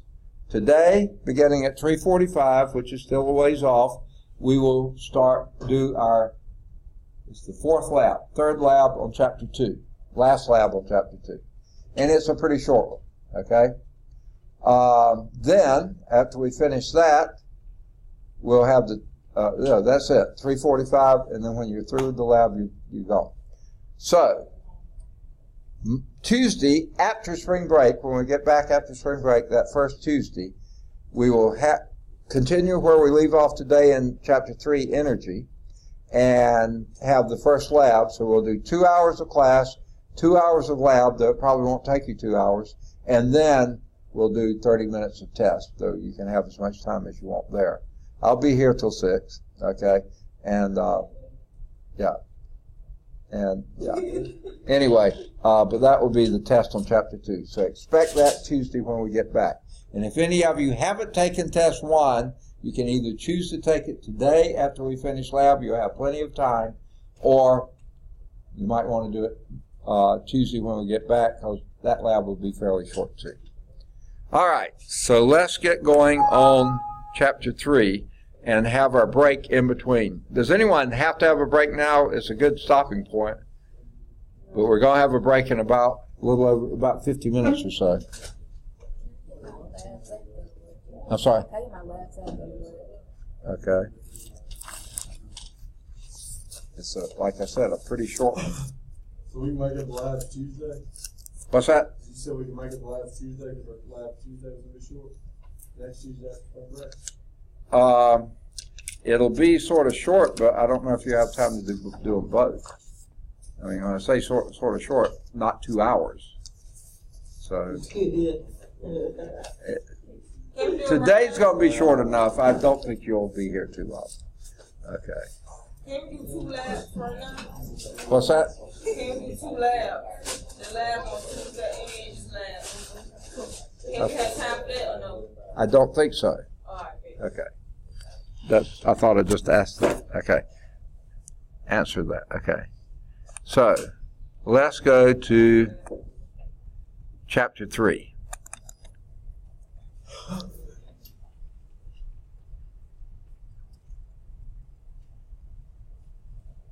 All right.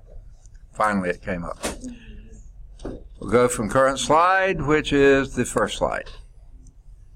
Now, Chapter 3 is talking about energy. And a pretty cool picture here, one similar to it in your text, a little bit different. But this is what they nowadays call a wind farm. And when my wife and I, she had professional meetings near Salt Lake City a few summers ago. I got to go with her because it's right in between our terms. And we drove around, so since we had close to a week to spend, we went up into Montana and Idaho and a little bit in Wyoming. Drove around, so I saw some portions of the country we hadn't seen before. And when we were driving, I think it was in Montana, we saw wind farms just about this frequency. I mean, just out there. Because the wind sort of always blows up on these hills, just always blowing. They were generating a good amount of energy. What did that energy cost them?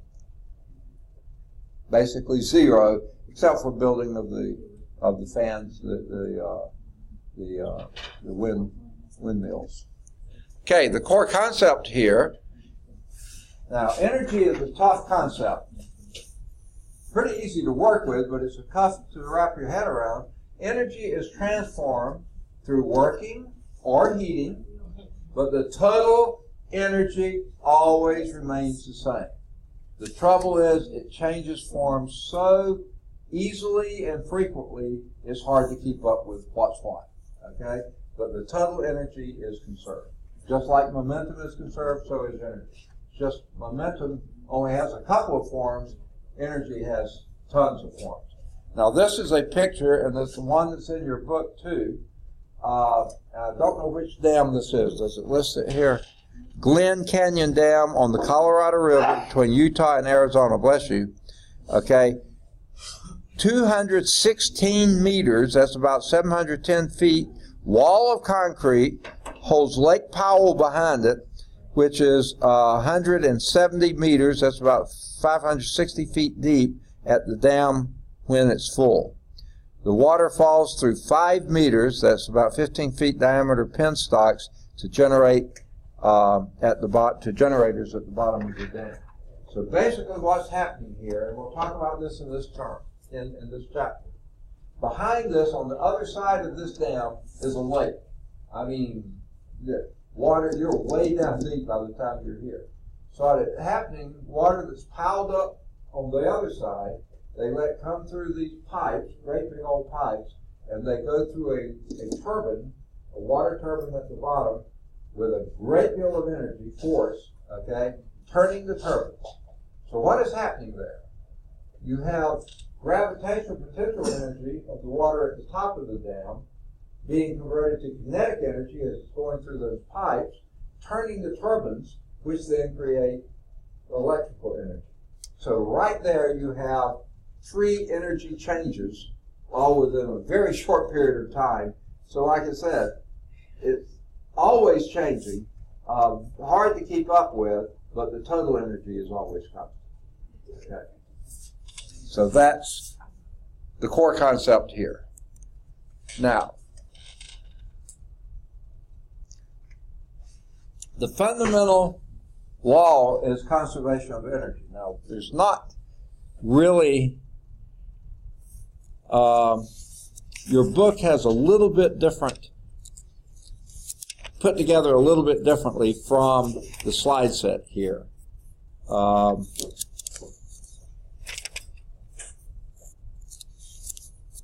So let me just, this is sort of the overview, the introduction part. Ways that energy is expressed, you might say. Okay? Work, basically, is a form of energy. We'll talk about that in the earliest part. Motion, we call that kinetic energy. That's a form of energy. Position, we call that gravitational potential energy or some other type of potential energy. That's a form of energy. Radiation, the light coming from the sun and lots of other energy forms coming from the sun, that's a form of energy. Heat is a form of energy. Chemical energy, we'll talk about that a little bit. Nuclear energy, now we're not going to talk too much about that, but a little bit.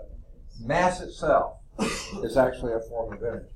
And that's where nuclear energy gets its energy, is from mass itself. Now, most of us, when we talk about energy today, we're talking about energy that comes from petroleum, or coal, or moving water, or nuclear, or solar. Now, at the time this book was written, this was pretty much the order that we used our energy. Petroleum was the biggest source, coal next, moving water next, nuclear next, and solar next. Nowadays, there's some few others that are entering the mix. They don't even mention wind energy here. Now we're using wind energy a lot more. So we won't get too much into this. We'll get into this a little bit later in the chapter. The uses of energy, of course, we use it for transportation. That's both walking, you're consuming energy. Food that you ate, that's providing the energy that you need to motivate, to move. Riding a bicycle, you're doing some of it. Automobiles, that's what we mostly do. That uses tons of energy, okay? Mostly that petroleum energy. Though a few cars are now electric cars, so they'll be using the moving water, nuclear, or petroleum coal. So transportation, huge amount. Not just cars, buses, trains, planes, boats, ships, any kind, they're using a ton of energy here. Generation of electricity, There again, coal, petroleum, all those are used to generate electricity.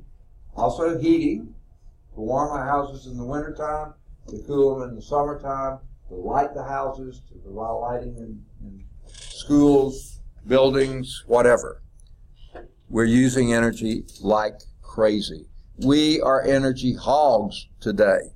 I mean, really big. So let's talk about the first of those kinds, and that was work. Okay? Now, here's a good definition of work. Work is a product, multiplying it means product, of the applied force times the parallel distance through which the force acts. Okay? Was a force a push or a pull, remember? So if I push on this chair, the amount of work I did on the chair was the amount of force that I pushed and times the distance over which I pushed it. Once I released it, it's no longer doing work on the chair. Only the product of the force that I did times the distance through which I pushed it. That's what work is. Now this guy is lifting something. The force he's exerting is the product of the force that he's doing. That would be the weight of the box, the object. If I picked up the chair, the weight of the chair times the distance through which I lift the chair. There would be force times distance. That's what work is. Work is equal to force times distance.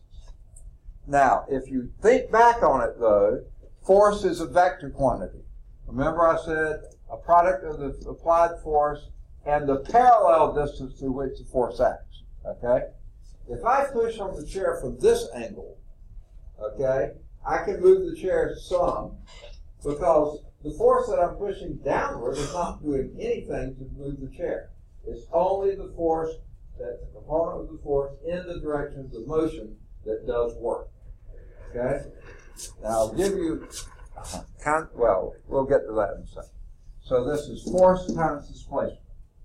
Force is a vector quantity. Displacement is a vector quantity.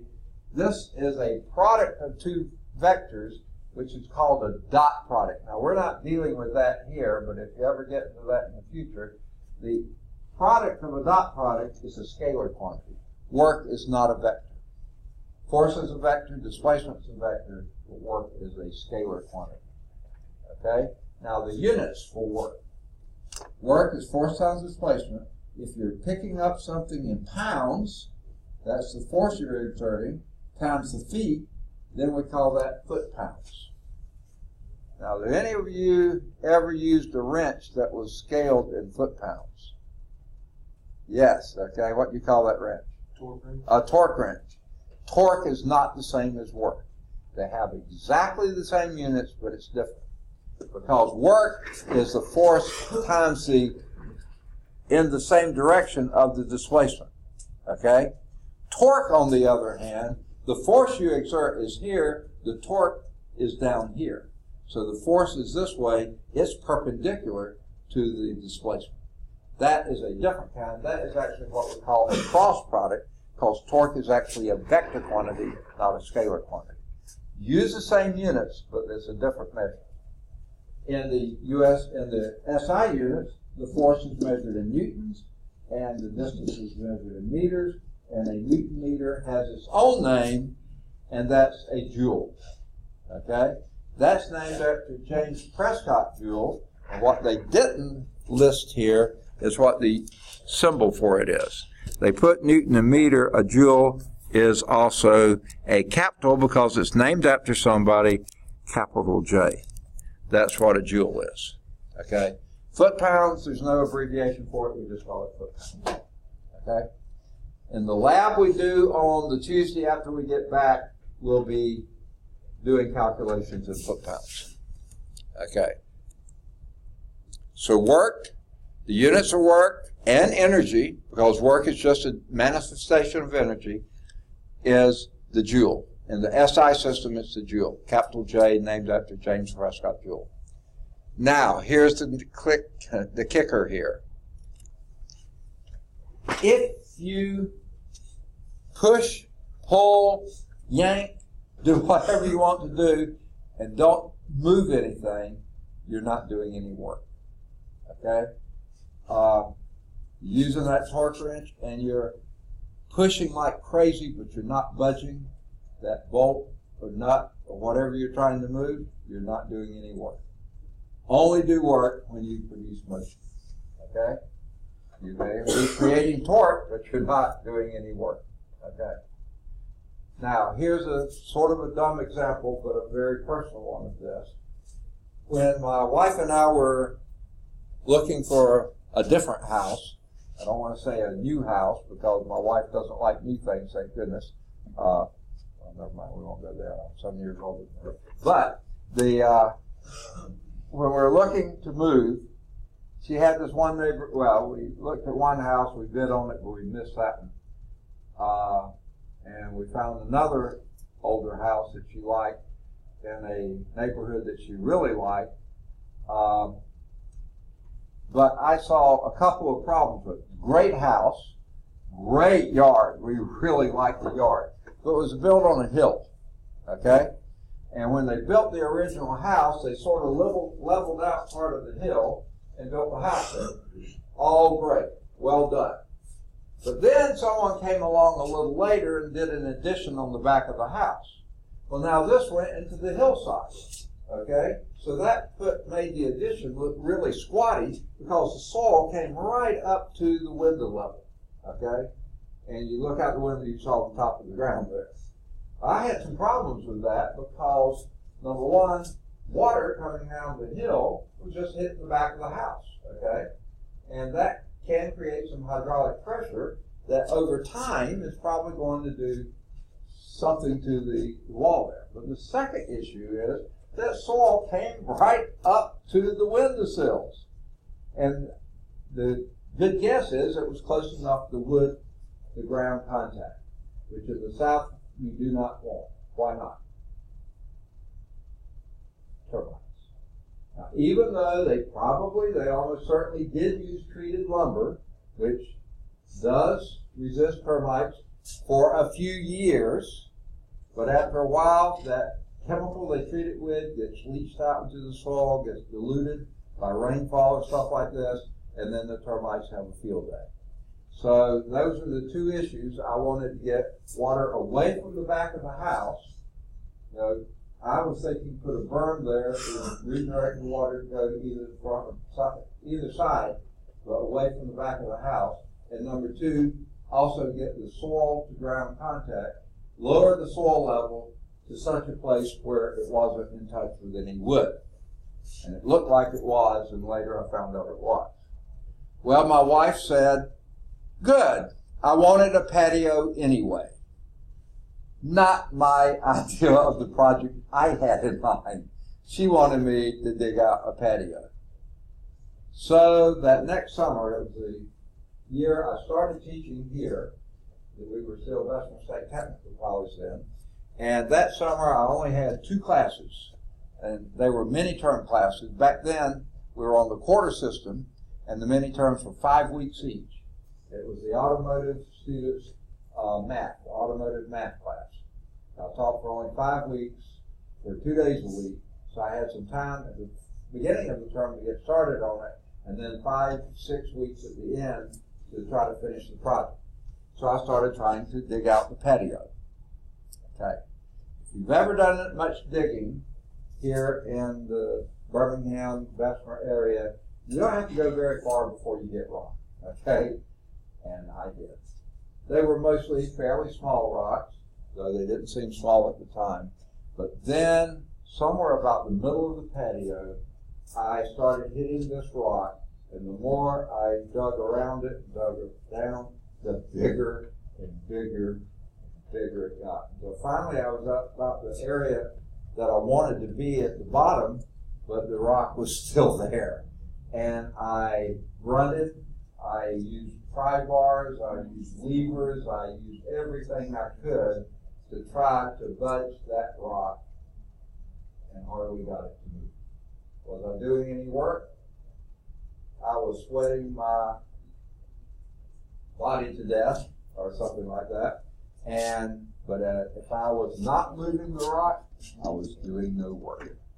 I was grunting, maybe saying a few words, other things like this. No work if I didn't move the rock. Zero distance, zero work, according to the definition in physics. Now, displacement perpendicular to applied force, again, is no work. Okay? If I push straight down on the chair, I'm not going to make it roll that way at all. At all. If it moves that way while I'm pushing, I'm not doing the work on it. It's doing that from some other force. So you have to have parallel displacement. That's why they said it on the previous slide, parallel to the applied force, or motion parallel to. Okay. So, if you had a book down here on the next to the bottom shelf, and you moved it up here to the top shelf, then you've done work on the book.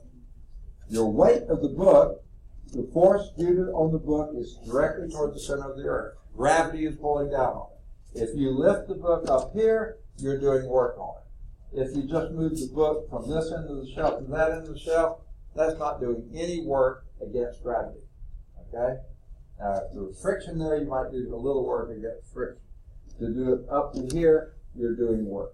The force of gravity is this way, you're having to lift it this way, times the distance. The amount of force, which is the weight, times the distance, that's the work that you get.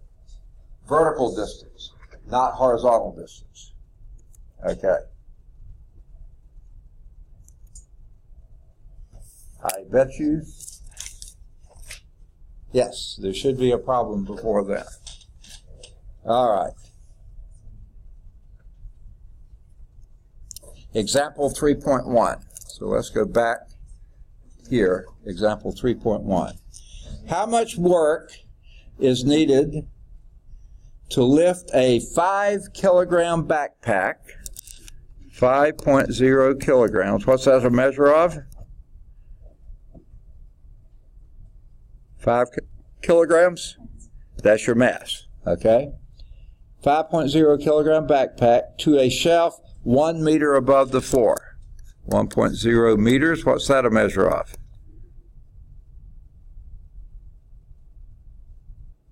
Meter. What does that measure? Try to say it. Distance, excellent, okay. All right. I could see the D forming, but yeah, you wouldn't come out. Can I get the lab real quick? I gotta leave early. Huh? Can I get the lab real quick? I gotta leave early. We're going to be doing the lab as a unit, and it's not going to take us that long. You got to go? Yes, sir. I have to work. Oh, okay. Well, you'll have to get it from somebody. Wait, huh? I'll get it to you then. All right, let me give it to you now, but you'll have to get with somebody to fill in the thing, because this lab, you almost have to be there to... I'll get it to you. I gave her the right one. What's that? He asked some dumb questions like that. Okay. Thanks. All right. Oh.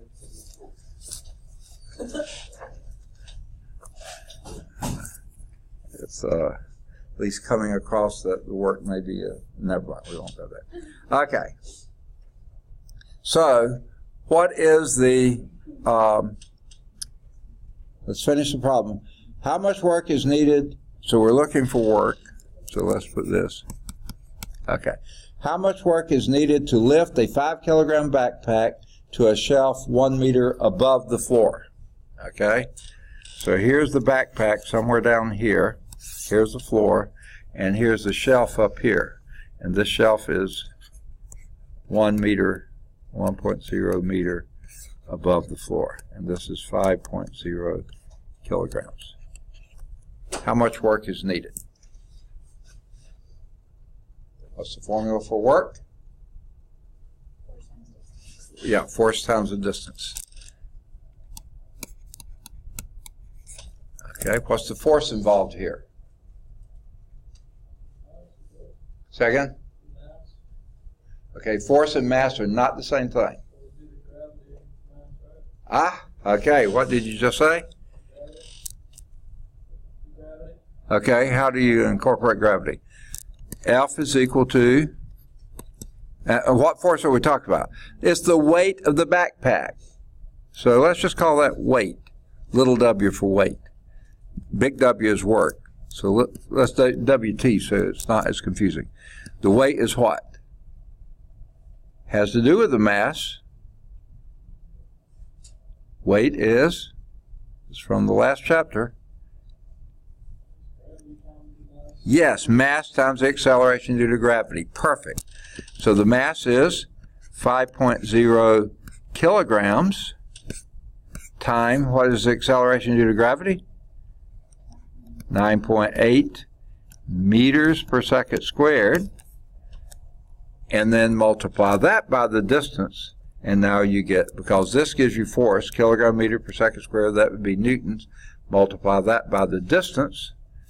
So this would be mgd. So that is what I wrote there. And the distance is 1.0 meter. Okay? What does that give you? 5 times 9.8 be 449, is that right? 49 on the nose? Okay. 49 times 1 will still be 49. So that will be 49.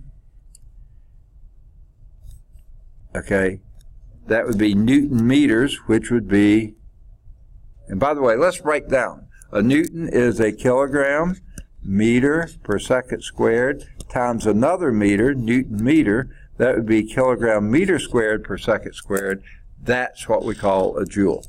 So 49 joules. Okay? What did they get? 49 joules. Okay? Make sense? Okay, let's do one in U.S. customary units.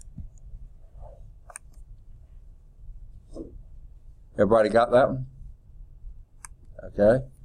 How much work is required to lift a 50-pound box? What's 50 pounds a measure of?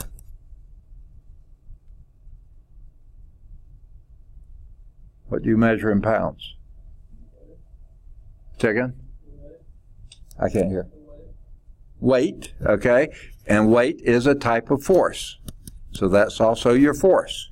So you see in SI units, you're usually given mass, not force. You know, you're not given the newtons, you're given the kilograms. In the U.S. customary, you're given the force. That is the weight. They don't use mass, okay? 50-pound box, vertically a distance of 2 feet. So they just told you 2 feet was your distance, okay? And the work is then force times distance, which is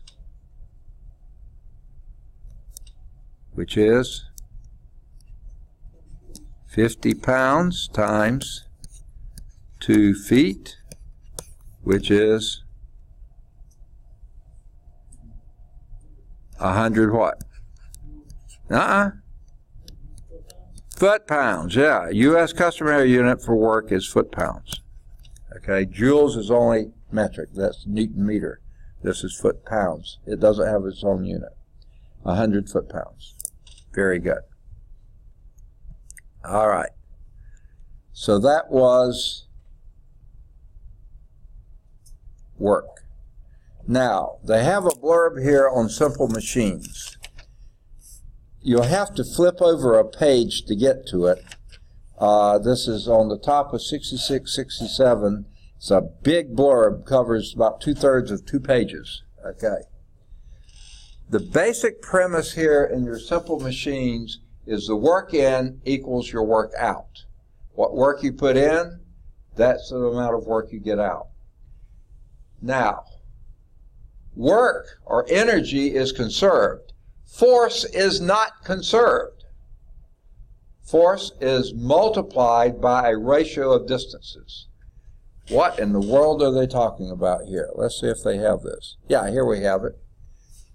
Your work in, which is force times displacement, equals your work out, which is force times displacement. Okay? The works are equal. The forces are not. Because if you divide each side of this by, let's divide by d out.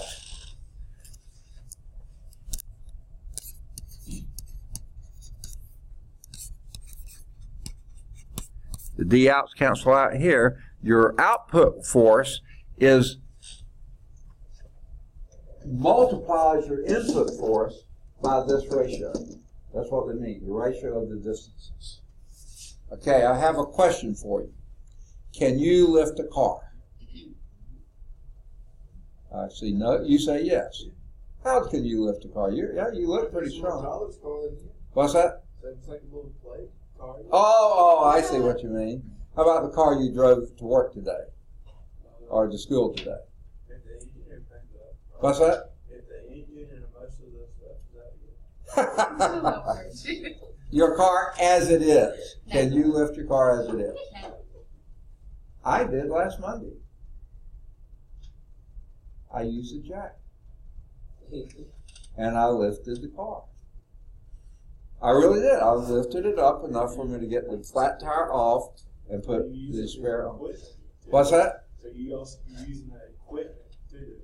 Okay, but I did the work. The equipment didn't do any work. It just sat there. I exerted the force.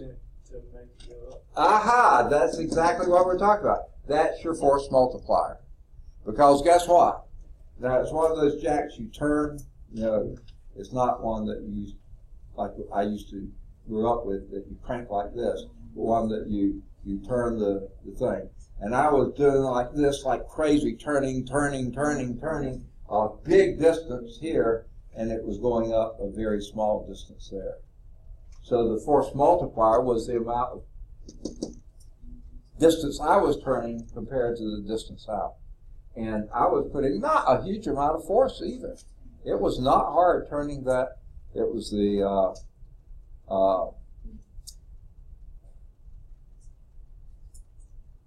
they had the new ones. It's a screw type thing, and as you turn it, it pulls the thing in and lifts the car. And it had a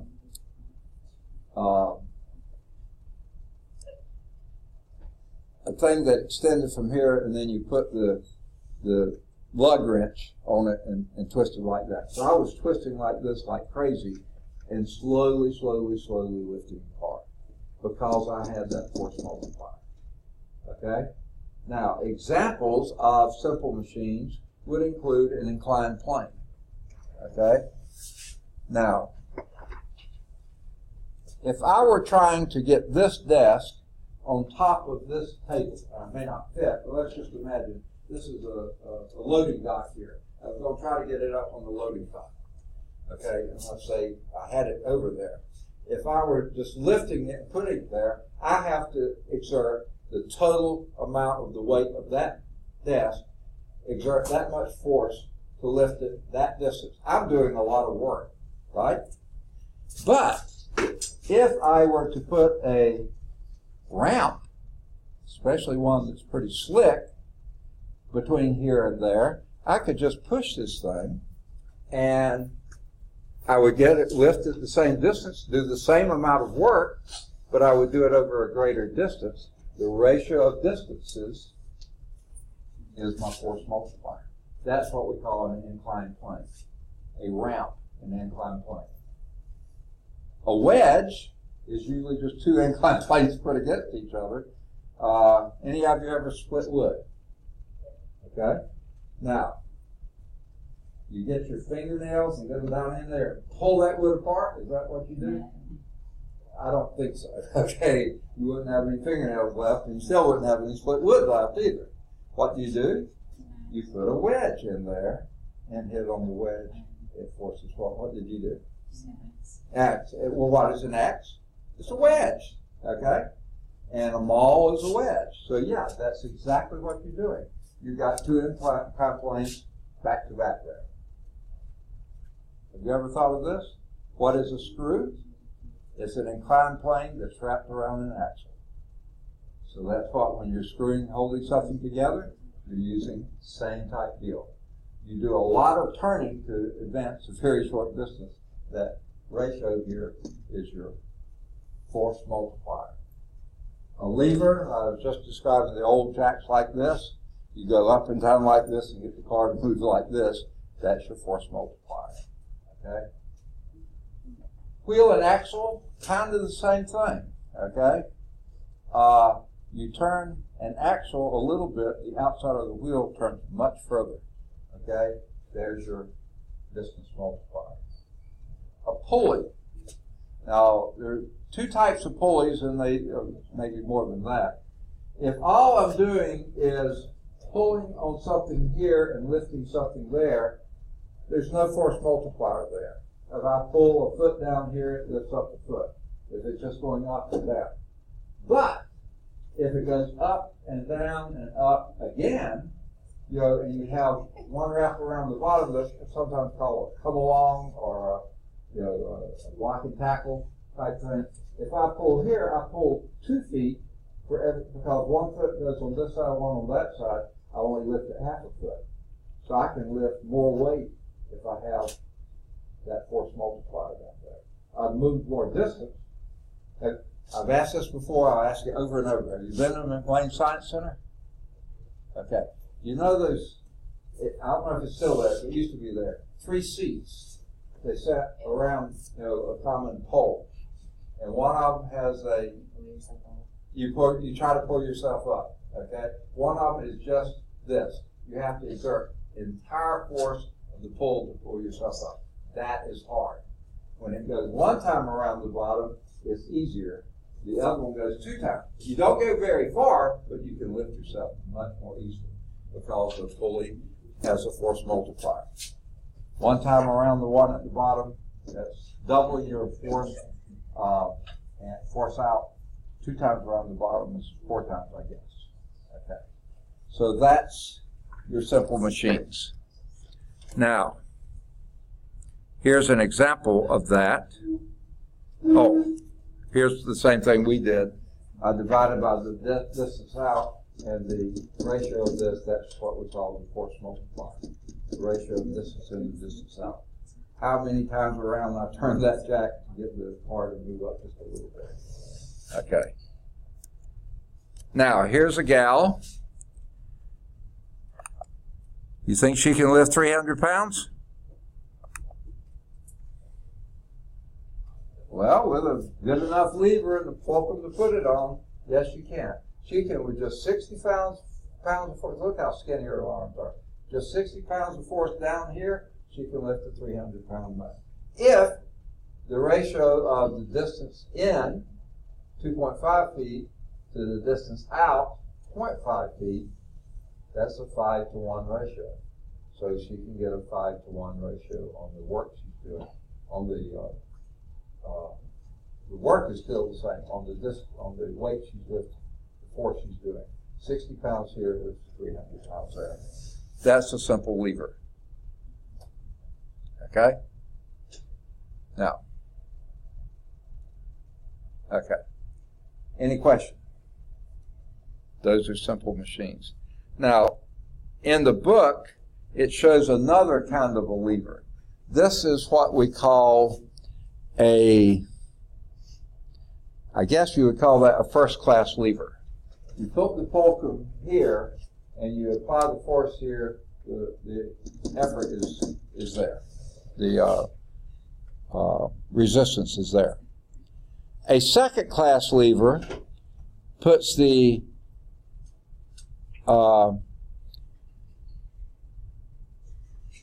effort on one end and the resistance in the middle. Okay? Can anyone think what kind of lever that is? Okay? This is what they call the first-class lever. If you have the effort here, the fulcrum here, and the load here, your effort is there. What is that? That's called the second-class lever. Can anyone think of an example of that? Here, the way I drew it, you have about a 2-to-1 advantage. Anyone think of what that is? One example of that is a wheelbarrow. Okay?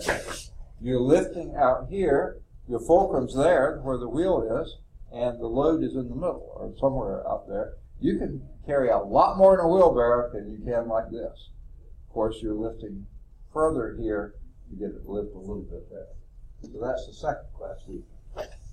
The third class lever is a bit strange in a sense because your resistance is here, your effort is here, and your fulcrum is over here. So there is the load is down here, what the book is calling the resistance, and this is your effort here. This is where you're picking up the effort. Okay. Now, anyone know what that one is? This one has no major mechanical advantage. In fact, you have a disadvantage here. You have to put more force here than your load. Slide. Your applied is harder, is greater than your load. Okay. Anyone think of what that is? And your fulcrum is up here. On shovel. A shovel. Yeah. What you pick up with a shovel is pretty light. Okay. Okay. You're having to exert more force because your force is here. Your fulcrum is up here. You're holding down on this. This is where you exert the force. What you're doing is moving that a greater distance. Here you're not interested in the force multiplier. You're just interested in the distance multiplier. You want to throw that stuff. Hay, with a pitchfork, you're trying to get that to go a greater distance, not that you're doing that big of a load. Okay. All right. So those are your simple machines. Okay. Go back a page then to pick up power. Power, okay. Let's start over. One of the first things we talked about was distance or displacement. The time rate of change of distance or displacement is called what? Go distance divided by time, what do you get? Velocity or speed. If distance would be speed, displacement would be velocity. Velocity is a vector quantity. Time rate of change of velocity is? How do you change speed in a car? Acceleration, perfect, okay? And we just learned in the last time the time rate of change of momentum, that was force. We usually say force is mass times acceleration. It's really the time rate of change of momentum, okay? Well, the time rate of change of doing work, that's what we call power. The rate at which work is done or the rate at which energy is being transformed. That's it. Power is weight divided by time. Time rate of change means something, whatever unit you're dealing with, divided by time. Now, remember, weight was a little w, work is a capital W. T is usually capital T is usually power. Little t is time. So here is, one of the guys who first came up with this concept was a guy named James Watt. He was a Scottish engineer and scientist, and he determined the rate at which an average dray horse, the amount of work an average dray horse could do in a day, and he called that 1 horsepower. Whew, that's where we get the term power, okay? And if this is an average dray horse lifting 550 pounds, 1 foot in 1 second, that is equivalent to 1 horsepower. Strange unit because this is U.S. customary or British or whatever you want to call it. This is not a very friendly thing. 550 foot-pounds per second. Foot-pounds is work per time that second. 550 foot-pounds per second. We'll be using this in the lab Tuesday week. Okay? 550 foot-pounds per second. That's 1 horsepower. Okay? So the rate at which work is done, that's what power is. The units in the US and the SI unit, that though is a watt. Named after James Watt, but he worked in horsepower. Okay? He's the one that came up with the concept of horsepower for power, but they named the SI unit watt after him. That's why it's a capital W. But don't confuse the unit watt, which always has a number in front of it, with the symbol capital W, which means work. They're different things. Okay.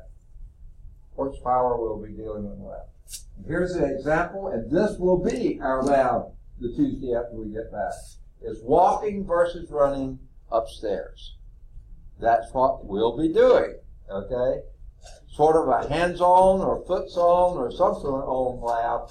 We'll actually be doing this. Okay? Here's the illustration of this.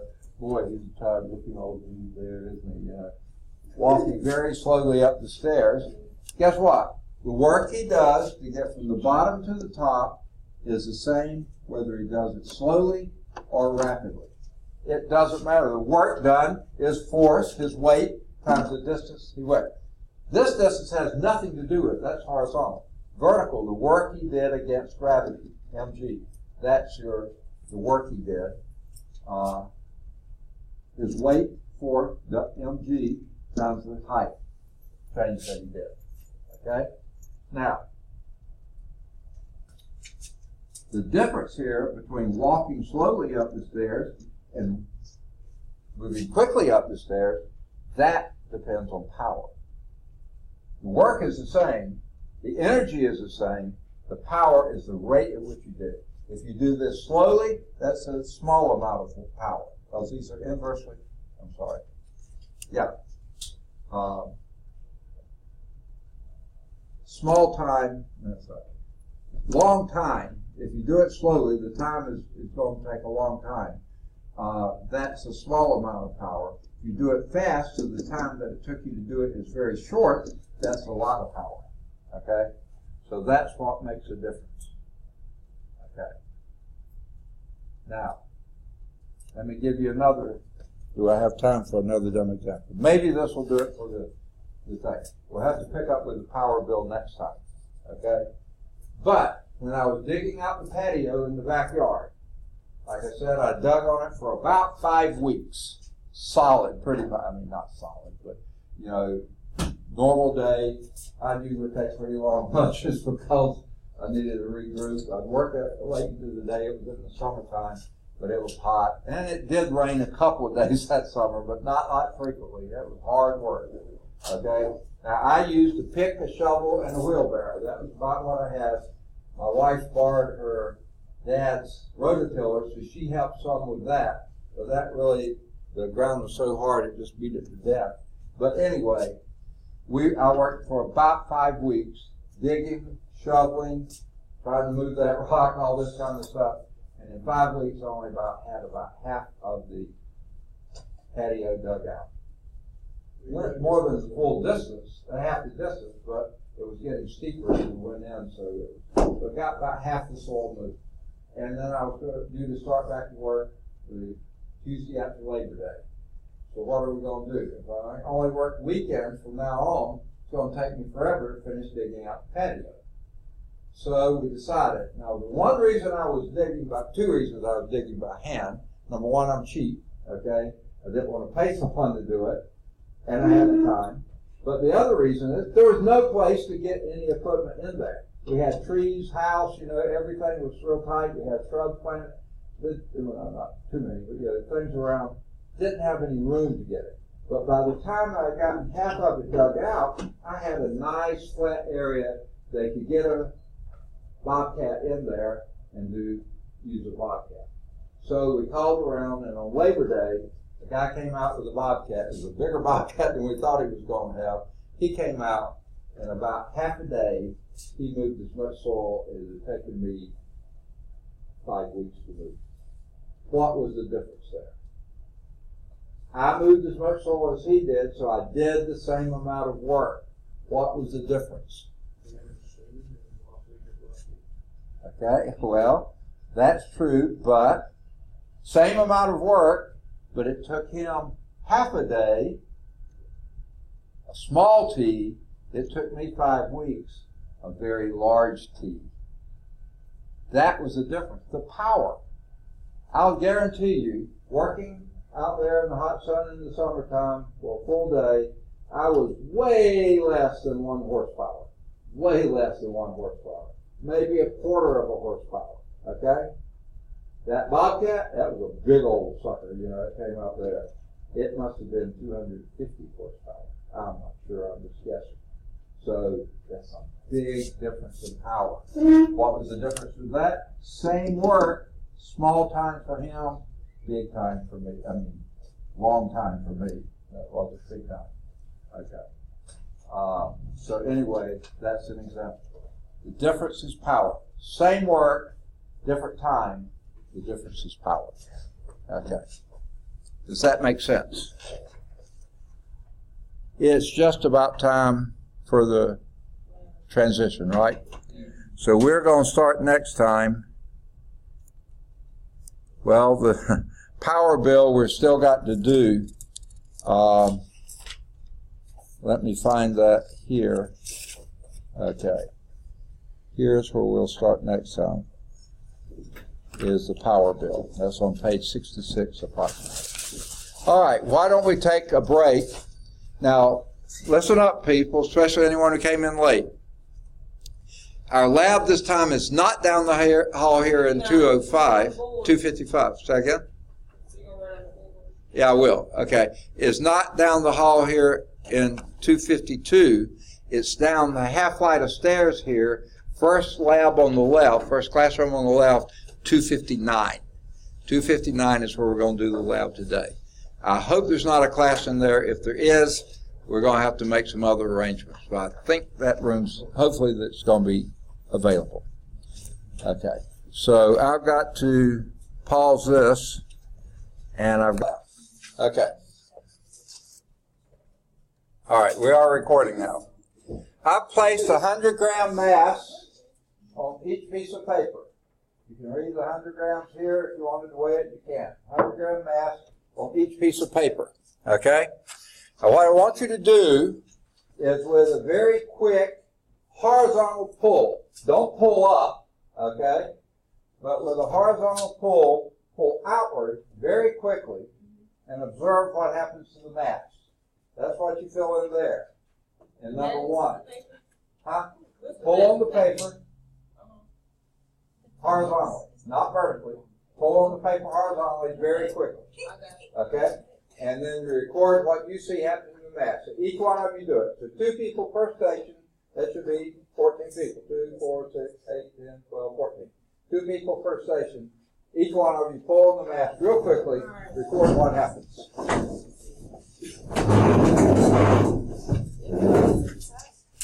Say again? Falls over. Don't fold it up any. Yeah. Do you see her? Okay. Okay. Pull really quickly. What property matters? Now what you notice happen? Property matter. That's Pretty. What's saying how it pushed? Huh? what property means. Yeah. Okay. Okay. What happened to the mass? What do you say happened? Stay the same. Pretty much stayed in the same place. Okay. Question number 2 under that. Yeah. What property of matter does that action demonstrate? What is it about the mass that kept it where it was? Action. That's the Okay. name of it, right? No. No. Property of the matter that made it stay just about where it was. Gravity. No, gravity was just holding it down on the table. Anyone say again? Somebody said friction. Okay. If there had been much friction, it would have gone with the paper. Okay, so it was really showing how little friction it had.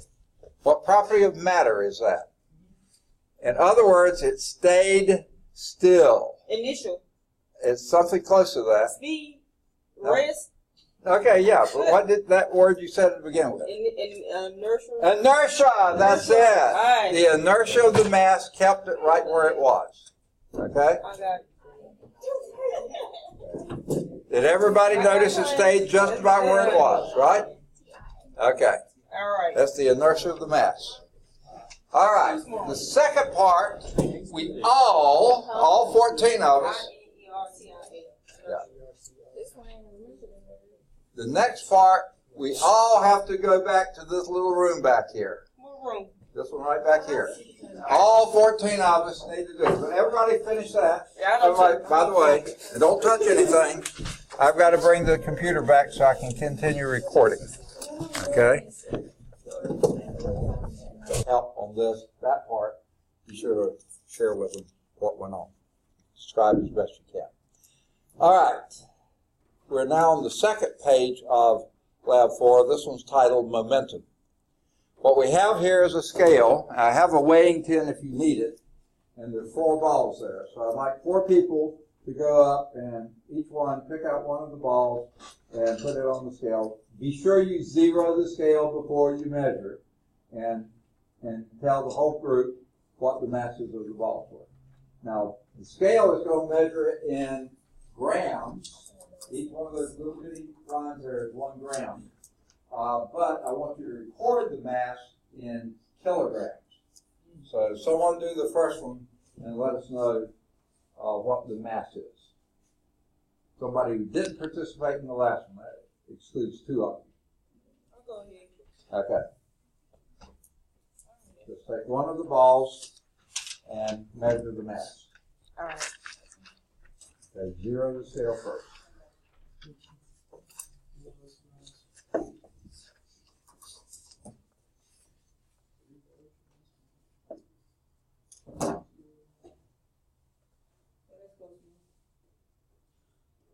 Okay, pick one of the balls, any one of them.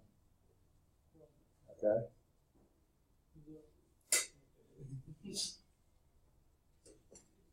Wait. If you use the weighing pin, you have to zero it with the weighing pin. With the weighing pin on it. Now zero it. Because you want only the mass of the ball.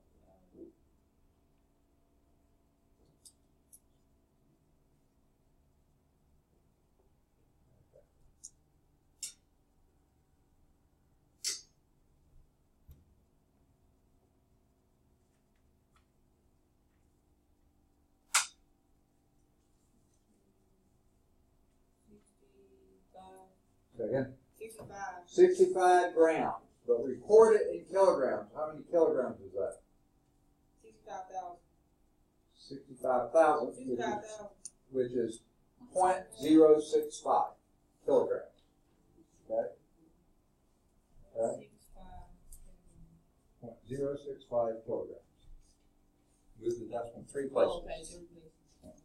Okay? Someone measure one of the other. Someone else. Zero the scale first, and then measure the mass of the ball. Alright, so it's 0.065. 0.065 kilograms. Okay. We put our units down, don't we?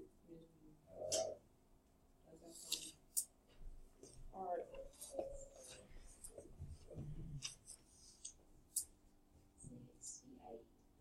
0.068 kilograms.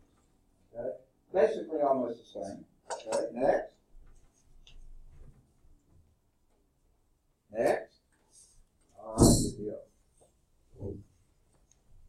Enter yourself in.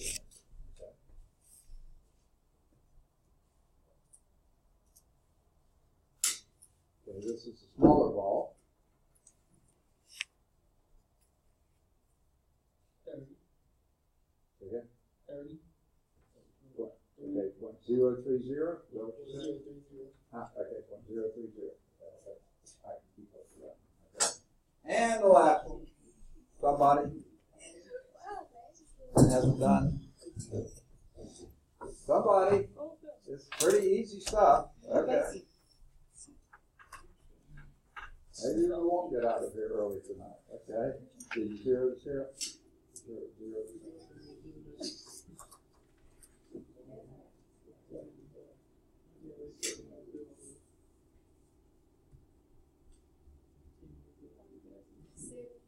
Second? 0.070. All right. So the 3 large ones are pretty close to each other. Did y'all all get that? Okay. And then the one smaller one is quite a bit less. Okay. Now, what we're going to do with one large ball on the track, stationary on the track, I'm going to roll another large ball toward it with a speed of about 1 meter per second. I don't know what a meter per second is. I'm just going to give it a pretty good shove down there. We're just going to call it a meter a second, okay? Okay. Now, I want you to pay attention to what's happening immediately after the collision. A little bit later, something else will happen, possibly, but right at the collision, describe what happens. Okay, you got what I'm talking about? Okay, it's going to happen pretty quickly, and get so you can see. I'm trying to get it out of the way. Can you see? Everybody, say, can you see? Now, you're my ball catcher, okay? Okay, you don't want to crash my computer, okay? All right. Oh, that's all right, he'll help. Everybody can see? You need to say it again? Okay, which Y'all one's saw ball some- one and which one's ball two? You choose. One's stationary, one's moving. Okay. You choose which one is which. Okay, did y'all see what happened? Yes. You need to say it again. The other one moves, no, Huh? stationary. Say again? Stop. Okay, the moving ball stopped and the Stationary stationary ball. ball took off. Okay? Everybody pretty much agreement? Okay. Now, can you estimate about what speed the second ball took off? About the same as the one that came in, right? Okay. So, you choose which one you're calling ball one and ball two, as long as you got it. Okay? So, what would you guess or do if you said approximate the momentum of ball one? What is the momentum, by the way? Get closer to the computer. What's the momentum of ball one? What is momentum? So M times V. Okay, and what's M? The mass. Mass. And what was the mass of ball one? Approximately. 1 meters per second. No, the mass. About 0.7, 0.07, remember? And what was the speed we were estimating? 1 meter per second. About 1 meters per second. So what would be the momentum? 0.7. 0.07. 0.07. What units? Meters per second. Kilogram meter per second. Absolutely. So 0.70. No, 0.07 approximately kilogram meter per second. Okay. Everybody agree with that? Yes. Okay. What was the initial momentum of ball two? 0. It was at rest. Okay. Whatever you named ball two. So what was the initial momentum of the system? 0.07. What units? Kilogram meter per second. Okay. Are they the Second. same? Because the second ball had no momentum. Okay. So, after the collision, there's not room for this one on here, so I didn't type it in. But after the collision, did you say the first ball stopped? And then the second ball took off at about the same speed? So, momentum, would you say it was conserved? Yes. Okay. Well, does it appear that momentum was conserved? Okay, that's E. Okay, this time, I'm going to place 2 large balls on the track. 0.07. Okay. Oh, you got one? You have one of them? Oh, yeah. Oh, okay, good.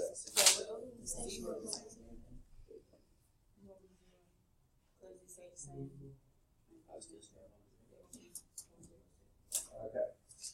All right.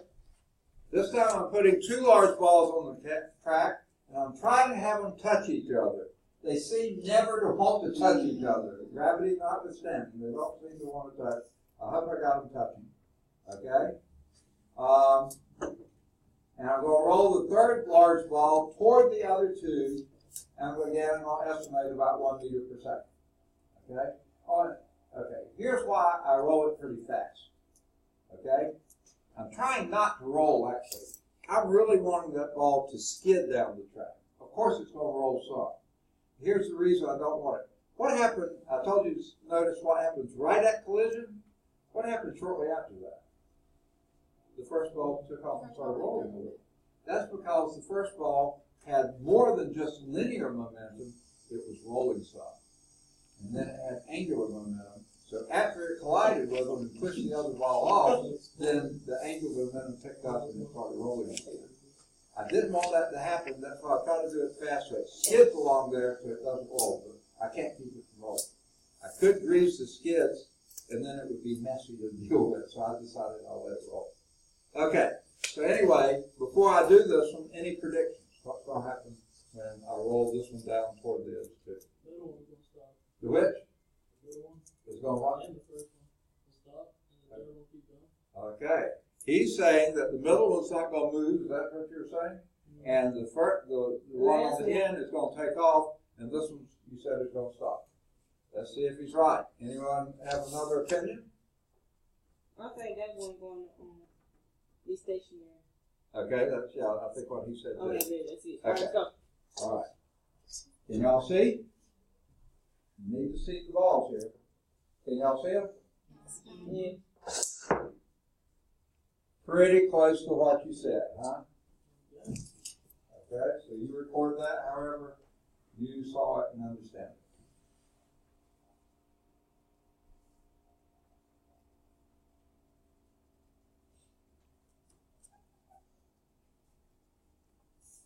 Think of it this way. What was the initial momentum of that system?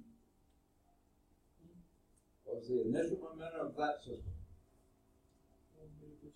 Yeah, only the one that was rolling. So that would be, again, about 0.07 or so. There's no place to put this. This is just a think through. About 0.07 kilogram meter per second. Oh, those two balls were stationary. They had no momentum. All right? But at the end, what did we have? Only one ball moving, about the same speed, about the same momentum. Okay? So, yep, it appears that momentum was conserved there. Okay. Now this time, I might need another ball catcher. Okay, on this end. Not that there's anything that's really harmful, but I'm going to roll two balls toward each other. I'm going to try to do it at the same speed. Okay? And they're about the same mass, remember? Now, what will be the initial momentum of that system? Except there, it'll be zero because they're going in opposite directions. Momentum is a vector quantity, so the direction matters. So one of them's going in the positive and one's negative. It's about the same momentum each. The total momentum is zero. So you pay attention to what happens right after the collision. Do I have a second ball catcher? There you go. Okay, we'll see. All right. Ready? Yep. Okay, can everybody see? What happened? All took off. Yeah. They both bounced They bounce off each other. off each other and took off in opposite directions. Now, question is, what was the final momentum of that system?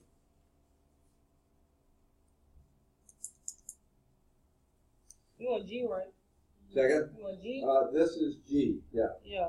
And you don't have to answer the momentum part on the paper, just I want you to think through it. But write your answers first, and then you can answer the question.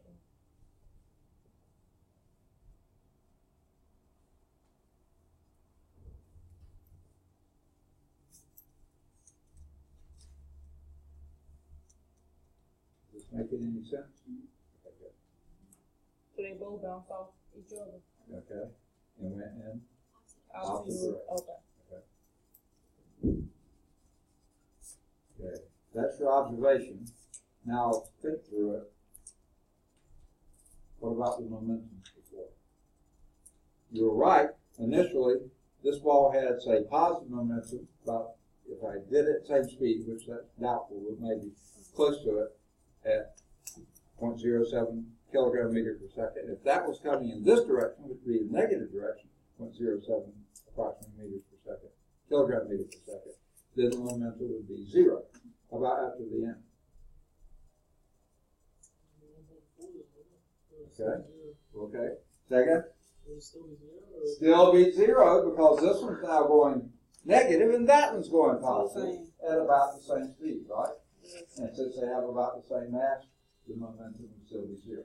Now, it could be that they both slowed a little bit.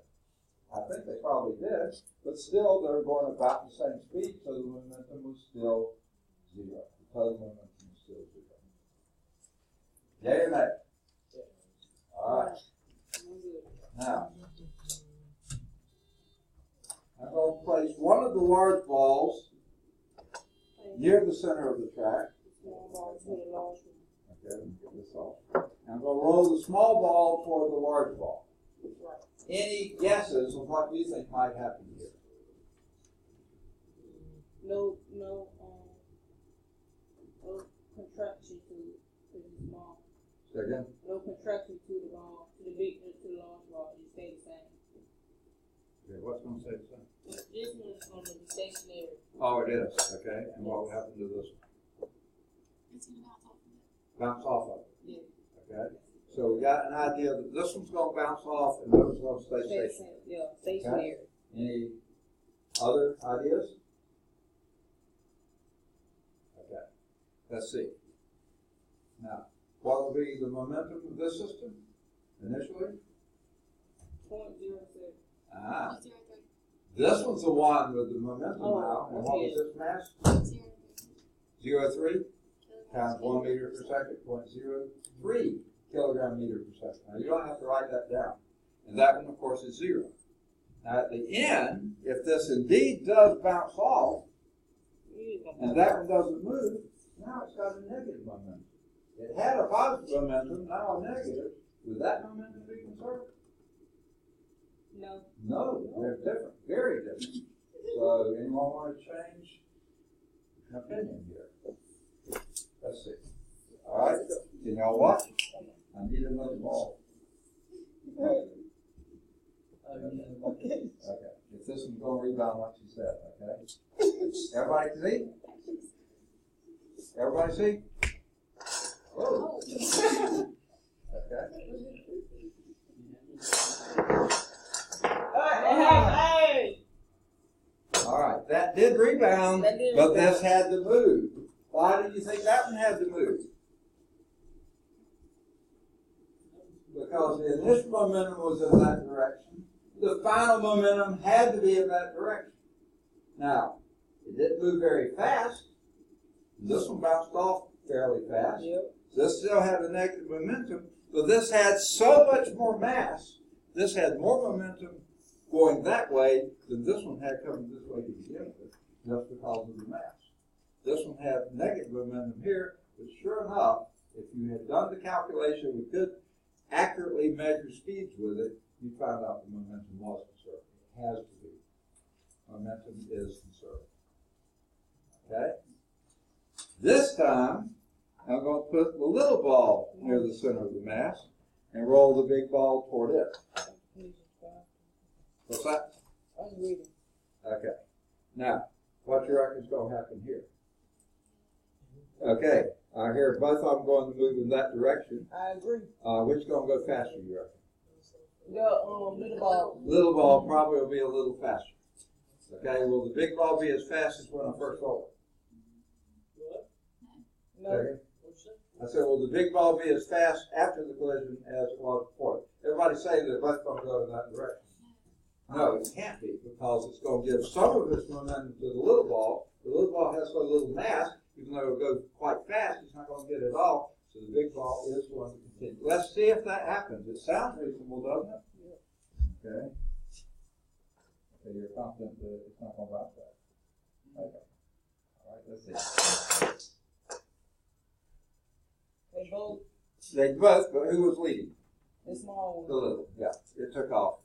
After a while, the big ones, the angular momentum kept it rolling. But you write what you saw.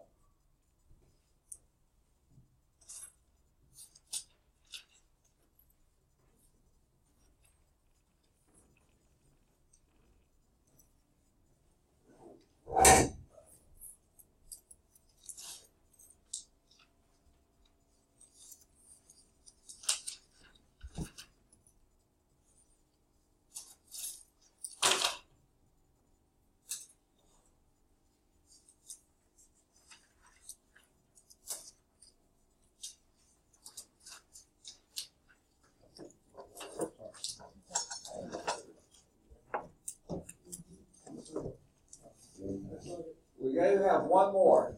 It's just you have to write this one on the back. Okay? Y'all didn't think you'd get out that early, did you? Time to go. Okay. Now, one more. Okay. Earlier, we had two stationary on the track and one moving toward it. This time, we have one stationary on the track, and I'm going to try to roll two balls toward it at the same speed. What do you think is going to happen now? Okay. All stop. All stop is one answer I heard. Any others? Okay, let's see. Okay, rolling two balls toward one. Two moving toward one They station. both probably move all together. All three move All together? three gonna move Okay, together. that's another one. Any other ideas? Okay, can y'all see? All say, can you see?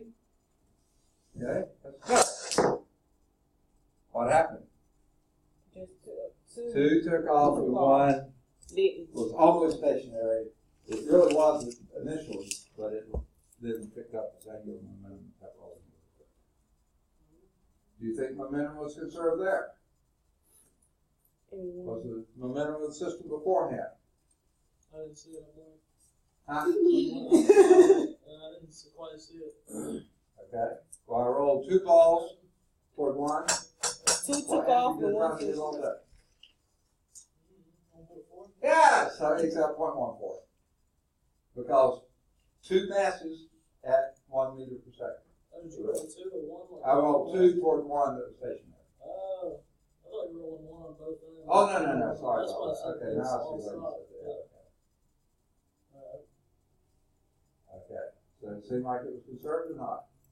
Yeah, because initially two balls had the velocity, one was stationary. At the end, two balls had the velocity, one was stationary. So sure enough, it does seem like momentum conserved. Now, these aren't measured precisely by any means. We don't have a way of telling you exactly what speeds, but does this make sense? Yeah. Does?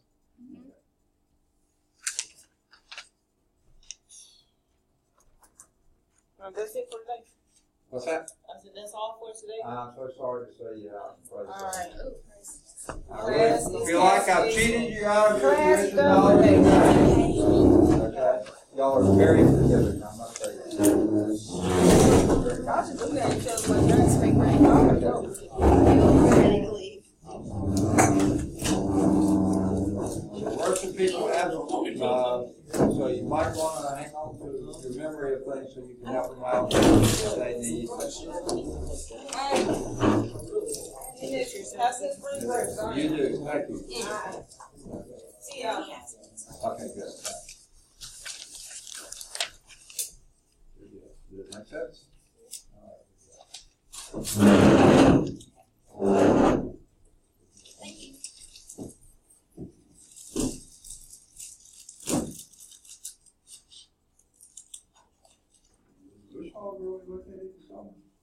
I think so. No, I think it is. But, I didn't get it from there. I got somebody else in the house.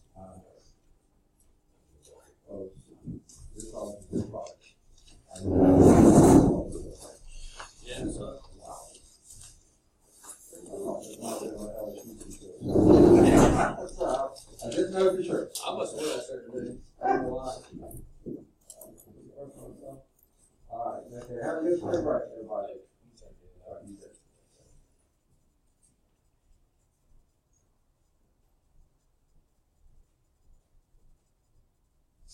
Hey, I got a question. Oh, Do you know who I could talk to about taking a, I don't even know if Lawson State offers, but it's a Microsoft like certification class? Yeah, I know we offer them. The person,